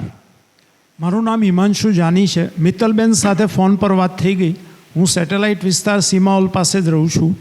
વૃક્ષો અંગેની તમે જે વાત કરી, તો હું સુરતમાં હતો ત્યાં સેતુ ગ્રુપ સાથે, ગો ગ્રીન સાથે સંકળાયેલો છું. અને તમે જે સ્મશાનમાં વૃક્ષો વાવવાની વાત કરી એ મને બહુ સ્પર્શી ગઈ, કારણ કે વૃક્ષો વાવવા સાથે હું લગભગ છેલ્લા 6 વર્ષથી સંકળાયેલો છું. અને મેં જોયું છે કે અમુક જગ્યાએ આપણે વૃક્ષો વાવીએ, મોટા કરીએ, પણ અમુક માણસો કાપી નાખતા હોય છે. એટલે તમે જે વૃક્ષ વાવવાની જે ઝુંબેશ હાથ ધરવા માગો છો એમાં મારો ફૂલ સપોર્ટ છે. અને તમે મારો નંબર હું તમને ફોન કરીને કહી દઈશ. તો અને બીજું તમને કે તમે જો આ વસ્તુને, કારણ કે હું એવું માનું છું, this is my personal prospective, કે તમે જીવ જે છે, માણસ છે, તો ઇવન 4 વર્ષનું વ્યક્તિ પણ જો એને, 4 વર્ષનું છોકરું પણ જો એને ભૂખ લાગી હશે ને, તો એ બોલશે કે મને ભૂખ લાગી છે. પણ વૃક્ષ જો પાણી વગર મરી જતું હશે તો પણ એ તમને કહેવા નહીં આવે કે હું મરી જઉં છું. It will die of its own. એ મરી જશે, તમને ખબર પણ નહીં પડે. મેં કેટલાય વાવેલા વૃક્ષો મરતા જોયેલા છે. એટલે મિત્તલબેનને મારા ખૂબ ખૂબ અભિનંદન કે તમે જે આ વૃક્ષ વાવવાનું જે અભિયાન હાથમાં લીધું છે, એના માટે અહીંયા અમારું સ્ટેટ બેંક રિટાયર્ડ એસોસિએશન છે, અમે વૃક્ષો વાવીએ જ છીએ. કોર્પોરેટ રોડ પર પણ વાવેલા છે, સફલ પરિવેશ પાસે 33 વૃક્ષો વાવેલા છે અમે. એટલે તમે જો આ મૂવમેન્ટ કરવા માગતા હોય તો અમારો તમને પૂર્ણ સહયોગ છે. By all means. Thank you very much. વૃક્ષોમાં જે કીધું ને, અમે વાવીએ માત્ર નહીં પણ એને ઉછેરીએ છીએ. 3 થી 4 વર્ષ અમે વૃક્ષ મિત્ર ટ્રી કેરટેકર રાખીએ છીએ કે જે એને સાચવે. અને મારા 5 લાખ વૃક્ષો ઉછરી રહ્યા છે ઓલરેડી. અને જંગલ જે કરીએ છીએ એ 1000 વૃક્ષથી લઈ અને મેક્સિમમ જંગલ અમારું 15000 વૃક્ષોનું છે. અને બહુ જ આનંદ, અમારા વૃક્ષો ઘણા, અમુકમાં તો એટલા બધા, એટલે સસલા, નોળિયા, શિયાળિયા, સાપ, આ બધા આવીને રહેવા માંડ્યા છે.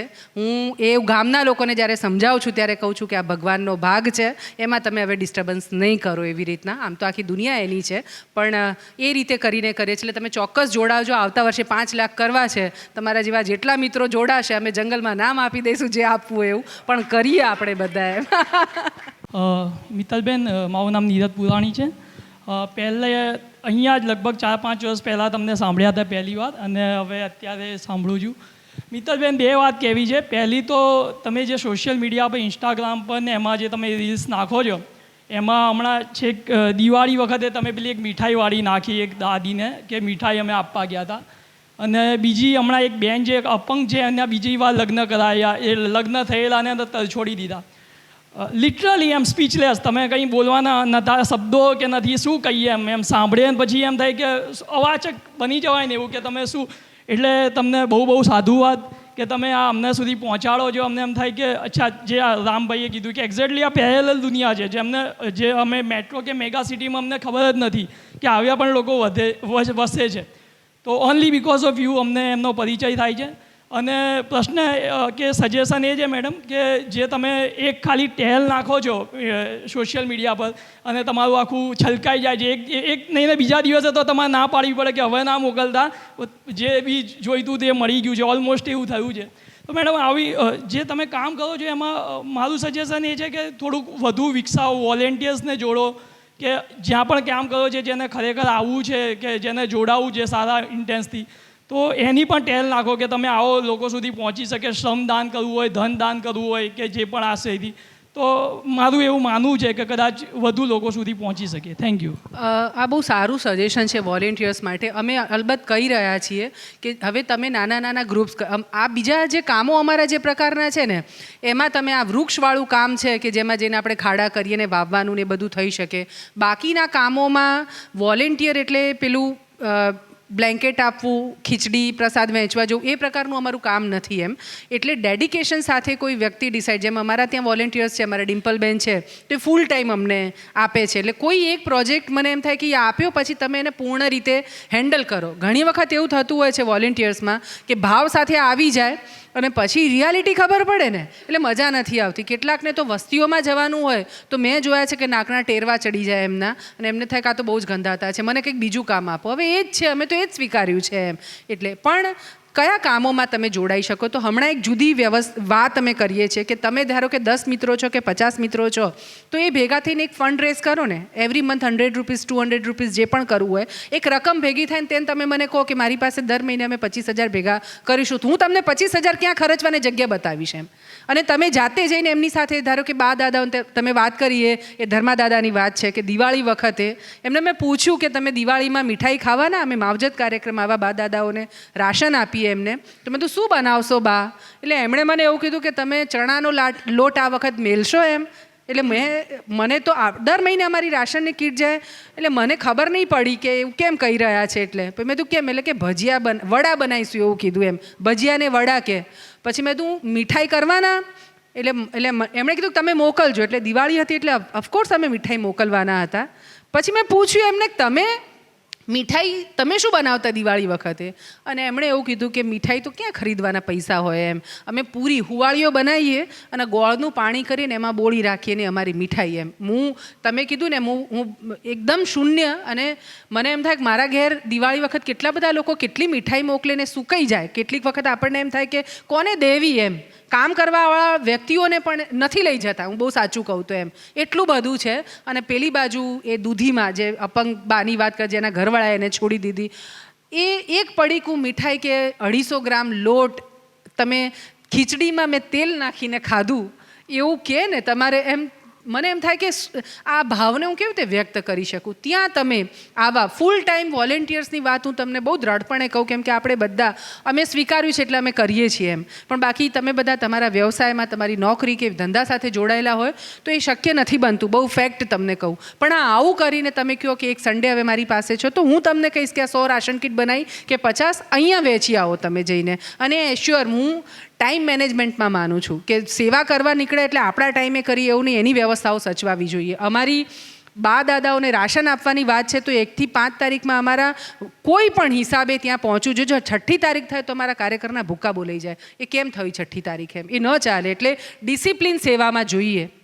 એ ડિસિપ્લિન ન હોય તો એ ન ચાલે. તો એ ડિસિપ્લિન અને ટાઈમ મેનેજમેન્ટ સાથે વોલેન્ટિયર્સ તમે આવો, હું તો ઈચ્છું છું. અમે તમને બતાવીશું કે કયા એરિયામાં. અને કોન્ક્રીટ કામ જેમાં પરિણામલક્ષી.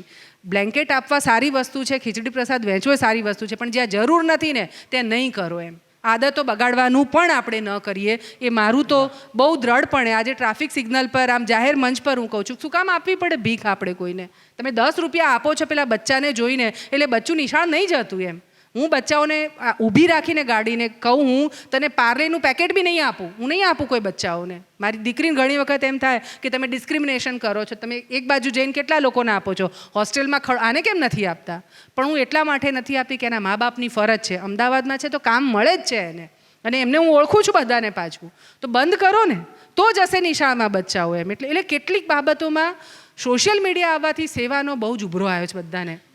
અને બધાને એમ થાય છે મારે કેટલું કરી લેવું એમ, પણ તમે બગાડી રહ્યા છો એમ. હું બહુ સાચું કહું તો ના કરો એમ. જરૂર નથી ત્યાં રાશન કીટ શું કામ આપવાની જેને જરૂર નથી એને? હા, એટલે પાત્રતા કે ને દાન માટે સામે દાન આપનારની પાત્ર એવું પાત્ર વગરનું દાન દેવું ને એ પણ ખોટું છે એમ. એટલે એ પ્રકારે તમારે કરવું હશે તો તમે મને નંબર આપજો, આપણે ગોઠવીશું ને તમે કરો, હું ઈચ્છું છું એ કરીએ.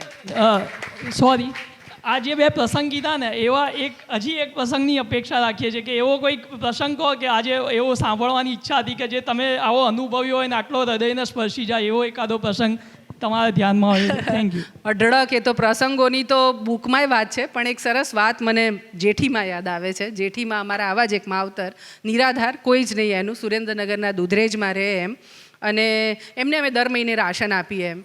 એટલે અમે રાશન આપ્યા પછી હું કોઈ દિવસ આપવા નથી, અમારા કાર્યકરો કરે, પણ હું મળવા જઉં આ બધાને. એટલે જેઠીમાને હું મળવા ગઈ, છાપરું કંતાનનું એનું, અને મેં પૂછ્યું કે જેઠીમાં ખુશ, હું પૂછતી હોઉં છું કોમન કે હવે બધું હક છે એમ, સારું છે, સુખ છે. એટલે એમણે કીધું કે બહુ સરસ. પછી મેં પૂછ્યું કે જેઠીમાં ભગવાન આવે અને પૂછે તમને કે તમારે શું જોઈએ છે જેઠી, તો તમે શું માંગો? તો જેઠીમાએ મને એવું કીધું કે હું ભગવાનની માફી માંગું એમ. અને મને બહુ નવાઈ લાગી કે તમે ભગવાનની, મેં તું કેમ માફી માંગો? એટલે એણે કીધું કે એણે આ મનખો દીધો 80 વર્ષ થયા, પણ મારાથી કોઈને એક મુઠ્ઠી ધાનનું દાન કોઈ નથી એમ. એટલે મારે તો ભગવાન તમારા જેવા લોકોએ દીધું ને મેં ખાધું એમ, એટલે મારે તો ભગવાનની માફી માંગવી. અઢળક પ્રસંગો છે, હું રોજે રોજ એટલે જ આ બધું લખી શકું છું એમ. અને કેટલું એવું છે કે જે નથી લખતા, એટલું બધું છે એમ. પણ એ બધું જ અમને ઇન્સ્પાયર કરે છે, એવું છે. પુસ્તક વાંચજો, એમાં ઘણા બધા પ્રસંગો છે. મિત્તલબેન નમસ્કાર. આપણો કાશ્મીરનો વિચરતી જાતિનો અનુભવ બોલો ને, કહો જરા. બધા સોશિયલ મીડિયામાં બધાએ જોયું છે. કાશ્મીરમાં વિચરતી જાતિમાં ગુજ્જરો છે, ઘણી બધી અલગ અલગ કમ્યુનિટી ત્યાં પણ છે. અને બેઝિક જે ફેસિલિટીની વાત કરીએ તો ત્યાં અહીં સેમ પરિસ્થિતિ, ઓલ ઓવર તમે ભારતમાં ફરો તો એ જ પ્રશ્નો છે એમ કે એમની પાસે પણ. અને કાશ્મીરમાં એ લોકો પણ માઇગ્રેશન કરે છે, જેમ કે ઘોડાવાળા જે આપણે સોનમર્ગ, ગુલમર્ગ બાજુ જઈએ, પહેલગાંવને ત્યાં આગળ, તો એ નીચેના એરિયામાં રહેતા હોય ને પછી વ્યવસાય અર્થે ત્યાં ગયા હોય, પણ ત્યાં રહેવાના પ્રશ્નો, પાણીના પ્રશ્નો, રાશન કાર્ડના પ્રશ્નો, એમના આવાસના પ્રશ્નો સૌથી વધારે એ બધાને, કે અહીંયા આગળ જે આવાસની ને બધી ફેસિલિટી સ્કીમ છે, ગુજરાતમાં થઈ શક્યું છે, રાજસ્થાનમાં છે, મહારાષ્ટ્રમાં પણ કેટલીક યોજનાઓ છે. કાશ્મીરમાં અમે બહુ ઝાઝી યોજનાઓ નથી જોઈ શક્યા વિચરતી જાતિઓના સંદર્ભથી કહીએ તો એમ. અને બહુ ટફ અને એક જુદા પ્રકારનું જ આખું જીવન છે એમ એમનું. અને પણ નાની નાની ચીજોમાં મને ચા એ લોકોએ પીવડાવી, હું ને ભરતદાન કાશ્મીરમાં અમે ત્રણેય હતા સાથે, મીઠું નાખીને ચા, ખબર નહીં એમ, મીઠાવાળી ચા પહેલી વાર પીધી મેં પણ બહુ જ નોખા છે. અને ખબર નહીં, વિચર જાતિ મને તેમ થાય કે હું અફઘાનિસ્તાનમાં જઉં તોય પ્રેમ થઈ જાય એમની સાથે. એટલું બધી આત્મીયતા, ક્યાંય પણ જઈએ તો એ થાય જ તે. પણ પ્રશ્નો સેમ જ છે, એ અહીંની હોય કે ત્યાંની હોય, બધી જગ્યાના. નમસ્કાર, લાલુભા ચૌહાણ. બનાસકાંઠાના વડિયામાં તમે કામ કર્યું ને ત્યાં પડકારો અને અત્યારે કેવી પરિસ્થિતિ છે ને હવે શું કરવું જોઈએ એનું કંઈક કહો. વાડિયામાં એટલે આ એવું છે કે દેહ વેપાર છે ને એ સદીઓથી ચાલતું આવેલું આખું એ વ્યવસ્થા છે એવું કહો તો ચાલે. અને સડનલી બદલાઈ જાય એવું તો બહુ જ અઘરું છે, કેમ કે માનસિકતામાં પણ એ ચીજોને લઈને જે પણ ઘૂસ્યું છે એને લઈને. પણ એવું કહી શકું કે ત્યાંથી રહેતા ઘણા બધા ફેમિલી હવે સંપૂર્ણપણે આમાંથી નીકળી, 100% નહીં કહું, પણ હજી પણ લગભગ 30 થી 35% પરિવારો છે કે જે આ વ્યવસાયમાં છે હજી પણ કેટલાક પરિવારો નીકળી ગયા છે. એમના બાળકો અમારી હોસ્ટેલમાં ભણે છે, કેટલાક તો કોલેજ કમ્પ્લીટ કરી દીધી છે, દીકરીઓ છે હવે 12મા ધોરણમાં આવી છે, મેડિકલમાં જાય એવી દીકરીઓ પણ છે જે આ વખતે. અને મને એમ છે કે એ આશાનું કિરણ છે, એમના થકી એક બદલાવ, એટલીસ્ટ એટલી કોમ્પિટિશન ઊભી થઈ છે આ બચ્ચાઓના કારણે, અહીંયા જે અમારી હોસ્ટેલમાં ભણે છે એના લીધે. ત્યાં હવે લોકો પોતાની રીતે બાળકોને ભણાવવા માંડ્યા છે. પણ આ લોંગ ટર્મની આખી પ્રોસેસ છે, હજી આવનારા 50 વર્ષ કામ કરવું પડે ને એના જેવું છે. બહુ જ નોખું છે. આ રેડ લાઇટ એરિયા નથી વાડિયાએ, મેં પહેલાં પણ કીધું હતું, રેડ લાઇટ એરિયાની આખી પરિસ્થિતિ જુદી છે. ત્યાં વ્યક્તિ છે એ કંઈ ધર્મ જાતિ સાથે નથી જોડાયેલો, પણ એને પોતાની મજબૂરીમાં અથવા જે પણ એની પરિસ્થિતિ રહીને એમાં એને આ વ્યવસાય સ્વીકારવાનું થયું. અહીં જાતિગત અને પારિવારિક આખી વ્યવસ્થા છે, એટલે એને તોડવું અને એમાંથી આ બધાને બહાર કરવું એ ઘણું લાંબી પ્રોસેસ છે એમ. પણ આ થયું છે, આગળના સમયમાં એ પણ થશે એવું વધારે ઈચ્છીએ. નમસ્તે મિત્તલબેન અને સૌને નમસ્તે. આપે બંને પુસ્તક લખ્યા છે મેડમ, ખૂબ સરસ લખ્યા છે. ભાષા અને એમ કહેવાય કે એની પર તો આપની ખૂબ પકડ છે. અને જે છે એ તમે કહો છો એમ પહેલી પુસ્તકની કોપી પણ 5,000 ઉપર વેચાઈ ગઈ છે, અત્યારે પણ 1,500 ઉપર વેચાઈ ગઈ છે. મેડમ, એ વેચાવાની છે, કેમ કે જે કશું એટલે લોકો જે નથી જાણતા એના વિશે આપ લખી રહ્યા છો. લોકો આમ તો જોવે છે પણ એને સમજવા નથી. ક્યાંક જે છે આપણા ઘર આંગણે આવે છે તો પણ આપણે એ ઘણીવાર આપણે જોઈએ છે કે સરાણિયા છે, ચપ્પુ કરે છે, હવે 10-15 રૂપિયા એક ચપ્પાના લે, છતાંય આપણે એને કહીએ કે આમાં થોડુંક ઓછું રાખો ને કંઈક. એટલે આ બધા ભાવો છે. પણ આપે ખૂબ સુંદર કામ કર્યું છે, એ આપના બંને પુસ્તકો વાંચે તો ખ્યાલ આવે છે. પ્રશ્ન એવો છે મેડમ કે આપ જે છે એ લગભગ 2002થી આપ કદાચ 2005થી, એટલે આપનો જે આખો કહેવાય કે સમયગાળો જે છે કામનો જે છે એ ઘણો લાંબો થયો છે. આમ ઘણા અનુભવો આપે પ્રાપ્ત કર્યા છે. પણ આમ જે છે એક વસ્તુ એવી પૂછવી છે કે હજી આમ આપને કયા પડકારો લાગે છે, કેમ કે આ લગભગ 40 જેટલી કમ્યુનિટી આ છે, તો હજી એવા કયા પડકારો છે કે આ સમાજને ક્યાંક વિકસાવવામાં જે છે એ આ અન્ય સમાજ છે જે આપણે ઉચ્ચ સમાજ કહીએ છીએ એમની સાથે લાવવું તો બહુ અઘરો છે મેડમ, પણ ક્યાંક એની નજીક આવી શકે, ઉચ્ચ સમાજ એને કંઈક સમજી શકે અને ક્યાંક એ જે કામ કરે છે એને સ્વીકારે, એ જેવા છે એ લોકો એવા સ્વીકારે અને મદદરૂપ થયા કરે. જેમ આપ શિક્ષણને અને આરોગ્યમાં ખૂબ મદદ કરી રહ્યા છો. બીજી વસ્તુ એ છે કે મેડમ, આપ જે છે એ આ જે કંઈક કામ કરી રહ્યા છો એમાં કંઈ આવતા 5 વર્ષમાં કંઈ એવું છે એમ પ્લાન કે એમને કહેવાય કે આમ ઘર આપવું એ મેડમ બહુ મોટી વસ્તુ છે, કેમ કે આપણે સમજીએ છીએ કે એક ઘર બનાવવામાં માણસને આખો જન્મ નીકળી જાય એક ઘર બનાવવામાં, અને એ ક્યાંક આવી આપણે યોજના થ્રુ એમને અપાવીએ, ક્યાંક દાતાઓ થ્રુ એમને મળે, તો ક્યાંક જે છે એમને જે બેઝિક ફેસિલિટી જોઈએ છે. હજી પણ મને ખ્યાલ છે કે હજી પણ આ લોકો હજી પણ વીજળી વગર જીવે છે, એના ઘરમાં હજી પણ વીજળી નથી, હજી પણ એકદમ ઝૂંપડા જેવા ઘરોમાં રહે છે, હજી એમના બાળકો શિક્ષણ નથી મેળવી શકતા. બધા પ્રશ્નો છે.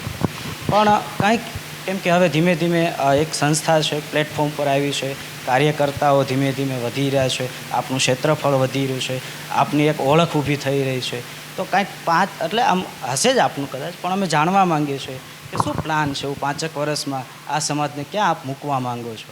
Thank you. તમે કીધું ને કે આ પુસ્તક વંચાવવા પાછળ મેં છેલ્લા 5-10 વર્ષમાં જે એક ટ્રેન્ડ જોયો ને, એ ટ્રેન્ડમાં મને એમ છે કે રિયાલિસ્ટિક વસ્તુ વધારે ગમે છે લોકોને. એટલે તમે જુઓ કે ફિલ્મો પણ બની રહી છે ને, તો કોઈના વ્યક્તિના જીવન આધારિત બને છે, લોકોને વધારે ગમે છે. મે બી કદાચ એટલે લોકોને આ પુસ્તક પસંદ આવતું હશે એવું એક મારું માનવું છે. પડકારોના સંદર્ભમાં બે બાજુના એક તો કમ્યુનિટીની અંદરના ભલે અમારી એન્ટ્રી એમના નાદપંચોમાં થઈ ગઈ એમ, પણ સમુદાય હજી ઘણો એમના રીતિ રિવાજોમાં અને એમની માન્યતાઓમાં બહુ જ પાછળ છે એમ. એટલે જેમ કે અમારી હોસ્ટેલમાં 11માં આવે ને એટલે અમને ટેન્શન થઈ જાય, કેમ કે સગાઈઓ લગભગ, એટલે વાદી મદારીની વાત નથી કરતી, એ સિવાયના સમાજની પણ વાત કરું છું, એ થઈ જાય. અને છોકરાઓ એન્જિનિયરિંગમાં એડમિશન થઈ ગયું હોય, નર્સિંગમાં એડમિશન થઈ ગયું હોય, આપણને સ્પષ્ટપણે દેખાય કે હવે 2 જ વર્ષ એના બાકી છે ને ત્યાં અચાનક જ હવે આ લોકો ના પાડે છે એમ. એટલે આમાં ખાલી છોકરીઓના ઇસ્યુ નથી, જેન્ડરની રીતે તો આ સમાજ ઘણો સારો છે, હું એવું કહું. એમાં ડિસ્ક્રિમિનેશન નથી સ્ત્રી પુરુષ તરીકેના બહુ બધા એમ, પણ આ છોકરાઓમાં પણ ચેલેન્જીસ છે. અને આમાં એટલે શિક્ષણના સંદર્ભમાં અને એમનું કમ્યુનિટીનું માળખું છે એ સૌથી મોટી ચેલેન્જ છે અમારી માટે, કે એને બ્રેક કરી અને એને મેઇન સ્ટ્રીમ માટે થોડોક પ્રયત્ન કરીને એને લઈ આવે એમ. એઝ વેલ એઝ સોસાયટીમાં એવું કહી શકીએ કે સમાજ તરીકે જે આપણે બધા જ્યાંથી આવીએ છીએ, એક સ્વીકાર હવે થઈ ગયો છે એમના લોકો માને પણ છે બધું, પણ જે 100% કહી શકાય ને એમ, ક્યાંક હજી પણ એવું થાય છે કે હમણાં જ આ વર્ષે સરકારે લગભગ 3,500 લોકોને પ્લોટ આપ્યા. મારા ખ્યાલથી આ ગુજરાતના ઇતિહાસમાં પહેલીવાર બન્યું એમ, એક જ વર્ષમાં. પણ આ 3,500માંથી બહુ જ બધી જગ્યાએ એવું થયું કે ગામના લોકોએ વિરોધ કર્યો કે ભાઈ આ લોકો અમને અમારા ગામમાં નથી જોઈતા એમ. આમ સ્વીકાર, પછી બહુ મથામણો કરીશું એટલે સ્વીકારશે, પણ પહેલું જે આવે છે ને વિરોધવાળી વાત, એટલે હું ઘણી વખત બોલી છું કે આપણે વસુદેવ કુટુંબ બોલીએ છીએ એમ, પણ એ ખરા, અને એમને સમુદાયથી વાંધો નથી એમ, પણ એને જનસંખ્યાથી વાંધો છે. કેમ કે આમ એ સાચાય છે ગામ તરીકે કે એની વોટ બેંક આખી ફરી જાય ને, એને એમ થાય કે આ 100 ઘરને વસાય 200 ને, અને અમે 200 છે, કાલ આ સરપંચ થઈ જશે, અને મારા ગામનો નથી તો અત્યારે તો કેવું છે, મારા ગામનો ઉમેદવાર નથી અને એને લઈ આવ્યા તો બહારથી આવી ગયો એવું ત્યાં થાય. સેમ વસ્તુ અહીંયા પણ છે. એટલે આ જે બધા ચેલેન્જીસ છે ને એને એક ભારત એ તરીકે જ્યારે જોવાનું થશે ને ત્યારે આ બદલાય. એટલે આ બહુ મોટા પડકારો મને એક તો દેખાય છે આને લઈને. સરકારી લેવલ પર ડેફિનેટલી હું કહીશ કે ઘણું થયું છે, પણ હજી બહુ બધું પેલું કહેવાય ને કે મેં 150-60 વર્ષથી આ એક છોકરા મારો દીકરો છે પણ મેં જોયું જ નથી એની સામે એમ. તો હવે હું જોઉં છું તો મારે બહુ જ પ્રયત્નો કરવા પડશે એમ. ક્યાંક જે પ્રયત્નો થયા છે એને અમે સલામ કરીએ છીએ, પણ મને એમ છે કે હજી વધારે સઘન પ્રયત્નો કરવાની જરૂર છે એમ. તો એ મને પડકારની રીતે લાગે છે. 5 વર્ષમાં અમારું પ્લાનિંગ એ છે કે મહત્તમ કેમ કે કેટલું કામ એવું છે કે જે સરકારે જ કરવાનું છે. ઘર બાંધવામાં આપણે બધા મદદ કરી શકીએ, સરકાર પૈસા આપે ઉપરાંત આપણે એડ પણ કરી શકીએ, પણ પ્લોટ તો સરકારે જ આપવાના છે. તો એ સરકારમાં મહત્તમ યોજનાઓ આમના માટે બને અને લાર્જ સ્કેલ પર બજેટ આ લોકો માટે એમની પોપ્યુલેશન અનુરૂપ થાય, એ અમારી બહુ મોટો પડકાર છે ને એના માટે અમે સખત મહેનત કરીએ છીએ. એટલે એ એક લાગે મને. અને એ અમારું 5 વર્ષમાં જે પ્લાનિંગ કે એટલીસ્ટ એવું છે કે ભલે એ રોજીરોટી અર્થે અમદાવાદમાં એને છાપરું નાખ્યું બરાબર છે, પણ એનું એક જગ્યાએ તો ઠેકાણું હોય એમ, એનો પ્લોટ હોય, એનું ઘર હોય એમ. એવું 5 વર્ષમાં અમારા મનમાં છે કે અમે એને કરીએ. અને બીજું, શિક્ષણથી માણસનું જીવન બદલાય છે. અમારું પાનસર ગાંધીનગર પાસે અમે એક બહુ મોટી જગ્યા લીધી છે. ચંદ્રકાંતભાઈ ગોગરીજ અગેન જેમણે મને બહુ ઇનિશિયલી સપોર્ટ કરેલો, એમણે જે જગ્યા લઈ આપી છે. અને ત્યાં અમે વોકેશનલ ટ્રેનિંગ સાથે 2500 જેટલા બચ્ચાઓ ત્યાં રહી શકે અને ભણી શકે એવું આખું સંકુલ અમે કરી રહ્યા છીએ. અને એ સંકુલ એટલે આજે એવું છે કે ફક્ત ગુજરાત કે ભારતમાંથી નહીં પણ વિદેશમાંથી પણ લોકો અમને પૂછતા હોય છે કે આ સમુદાયનું રિહેબિલિટેશન કેવી રીતે કરવું, રિહેબિલિટેશન એમના પ્રશ્નોના સમાધાનને લઈને. મને એમ છે કે અમારું પાનસરનું વલ્લભ વિદ્યા સંકુલ એવું આદર્શ બને કે લોકો ત્યાં આવીને રહીને શીખી શકે કે આ સમાજ સાથે કેવી રીતે કામ કરવું. ત્યાં એમની પરંપરાગત કલાઓ, છરી ચપ્પુ આજે ધાર કાઢવાનું કામ નહીં ચાલે, પણ નવા સ્વરૂપમાં છરી ચપ્પાઓ કેમ અને બહુ સારા છે આ કમ્યુનિટી બિઝનેસમાં ને બધામાં. તો ત્યાંથી મારે કોઈને યુપીએસસી નહીં કરાવવા, બહુ સાચું કહું તો મારે બધાને બિઝનેસમેન બનાવવા મારું ડ્રીમ છે એમ. એટલે પૈસા કમાતા થવા જોઈએ એ રહે અને બિઝનેસ થકી એમની આવડત છે એમ, અને એ આવડત બહુ જ મજબૂત છે. તો એ બિઝનેસ કરતા થઈને મારા ત્યાંથી હું ઈચ્છું કે આજે એવા કેટલાય માણસો છે કે જે 3000 રૂપિયા મહિને કમાતા હતા રામ, આજે કરોડની વેલ્થ છે એમની પાસે. 10,000, 20,000, 30,000ની અમે ખાલી મદદ કરીએ એનાથી એમ. તો અહીં એ બચ્ચાઓને અહીંયા હું બિઝનેસ પ્લાન અમારી સ્કૂલમાં શીખવીશું. એ જ સરાણીયા છરી ચપ્પુની ધાર કાઢે છે કે લોખંડમાંથી ગાડલિયા ઓજારો બનાવે છે, પણ એમાંથી ફર્નિચર કેવી રીતે બની શકે જે આપણા તમારા ને મારા ઘરમાં વપરાય એવી રીતે. નટ અંક કસરતના ખેલ દોર પર બહાર કરે છે, પણ અદ્ભુત સર્કસ અથવા આખા શો એમના કેવી રીતે કરી શકીએ. આવું બધું બહુ જ સપનાઓ છે મનમાં અને કરવું છે ને થશે. મને એમ છે કે વિચારો આવ્યા છે તો આ સુધી પહોંચ્યા છે તો એ પણ થશે. તો આવું કરવાની મનમાં વિભાવના છે. તો એ આગળના 5 વર્ષ નહીં પણ જીવું ત્યાં સુધીનો સંકલ્પ છે એવું. અને ટીમ અમારી મજબૂત છે. હું તો કરું આ વિચારો, પણ ટીમ સરસ છે એ કરે છે. આ બધું તો થઈ રહ્યું છે. પણ પાંડવો વનવાસ દરમિયાન પાંડવોમાં દ્રૌપદીની મૂંઝવણ હતી કે ખાવાનું શું કરવાનું. આ તો ભીમ ટંગોટંગ પગ પછાડે, ખાવાનું શું કરવાનું. અને એ વખતે કૃષ્ણ આવે છે અને એને અક્ષય પાત્ર આપે છે, જેને આપણે અક્ષય પાત્ર કહીએ છીએ કે લે દ્રૌપદી, જ્યાં સુધી તું છેલ્લો કોળિયો નહીં ભરે ત્યાં સુધી આ અક્ષય પાત્રમાં અનાજ આવશે.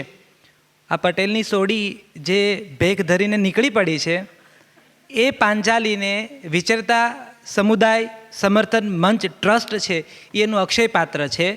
અને એ અક્ષય પાત્રમાં મને બહુ શ્રદ્ધા છે કે સમયાંતરે એ કોળિયા આવે છે અને કોળિયા આ સોડી બધા સુધી વહેંચતી રહેશે અને છેલ્લા કોળિયાને પણ પોતાના સુધી નહીં પહોંચાડે એ મને પૂરી શ્રદ્ધા છે એના લેખન થકી. તો હું મિત્તલ પટેલનો ખાસ આભાર માનું છું. આ બંને પુસ્તકો સરનામા વિનાના માનવી પણ અહીંયા સુખ નથી આવતું, આ બંને પુસ્તકો અત્યારે અહીંયા ઉપલબ્ધ છે. 20% ડિસ્કાઉન્ટ ખાસ આ અવસરને ધ્યાનમાં રાખીને રાખ્યું છે. એ સિવાય નવજીવન ટ્રસ્ટ પ્રકાશિત બીજા પુસ્તકો પણ ઉપલબ્ધ છે જેના પર 20% ડિસ્કાઉન્ટ છે. દરવાજા પાસે તમને એક મોબાઈલ નંબર મળશે, ડાયરી પણ છે. આપ આપનો વોટ્સઅપ નંબર ત્યાં નોંધાવી શકો છો. તો વીતેલા કાર્યક્રમની યુટ્યુબ લિંક તમારા સુધી આવશે અને આવનારા કાર્યક્રમના પોસ્ટર એની વિગતો તમારા મોબાઈલ સુધી પહોંચશે. ત્યાં એક લિંક પણ તમને જોવા મળશે, ishbd.online/navjivan/ આ વેબસાઇટ ઉપર ક્લિક કરવાથી નવજીવન ટ્રસ્ટ પ્રકાશિત તમામ પુસ્તકો તમને જોવા મળશે. પુસ્તકોની વિગતો, શરૂઆતના પ્રકરણો તો નિઃશુલ્ક રાખ્યા છે જેથી આપ બોર ચાખી ને બોર સ્વીકારો. તો એ વ્યવસ્થા પણ રાખી છે. 25 ડિસેમ્બર, હવે વચ્ચે બ્રેક નાનકડો લીધો છે અમે, પણ 25 ડિસેમ્બરે આ જ હોલમાં સાંજે 5 વાગે અનિલ જોશી પધારી રહ્યા છે અને એમની આત્મકથા, જીવન કથા ઘાસડી ઉપાડી શેઠની, એના વિશે એ વાત કરવાના છે. 1 જાન્યુઆરીએ ઉદયન ઠક્કર મુંબઈથી આવી રહ્યા છે કાવ્ય ગોષ્ઠી પ્રોગ્રામમાં પોતાની કવિતાઓ વિશે અને કાવ્ય સર્જન પ્રક્રિયા વિશે વાત કરવા માટે. તો આપ સૌને સાદર નિમંત્રિત કરું છું. મારી ટીમ ધર્મેશભાઈ છે, ભાવનાબેન છે, મિલનભાઈ, મેહુલ, સાગર અને મારા પરામર્શક શિલ્પા દેસાઈ, એમનો આભાર માનું છું. આપ સૌનો આભાર માનું છું અને ખાસ મિત્તલ પટેલનો કે એમણે લગન લીધા તો અમે ગીત ગાયા. ખૂબ ખૂબ આભાર.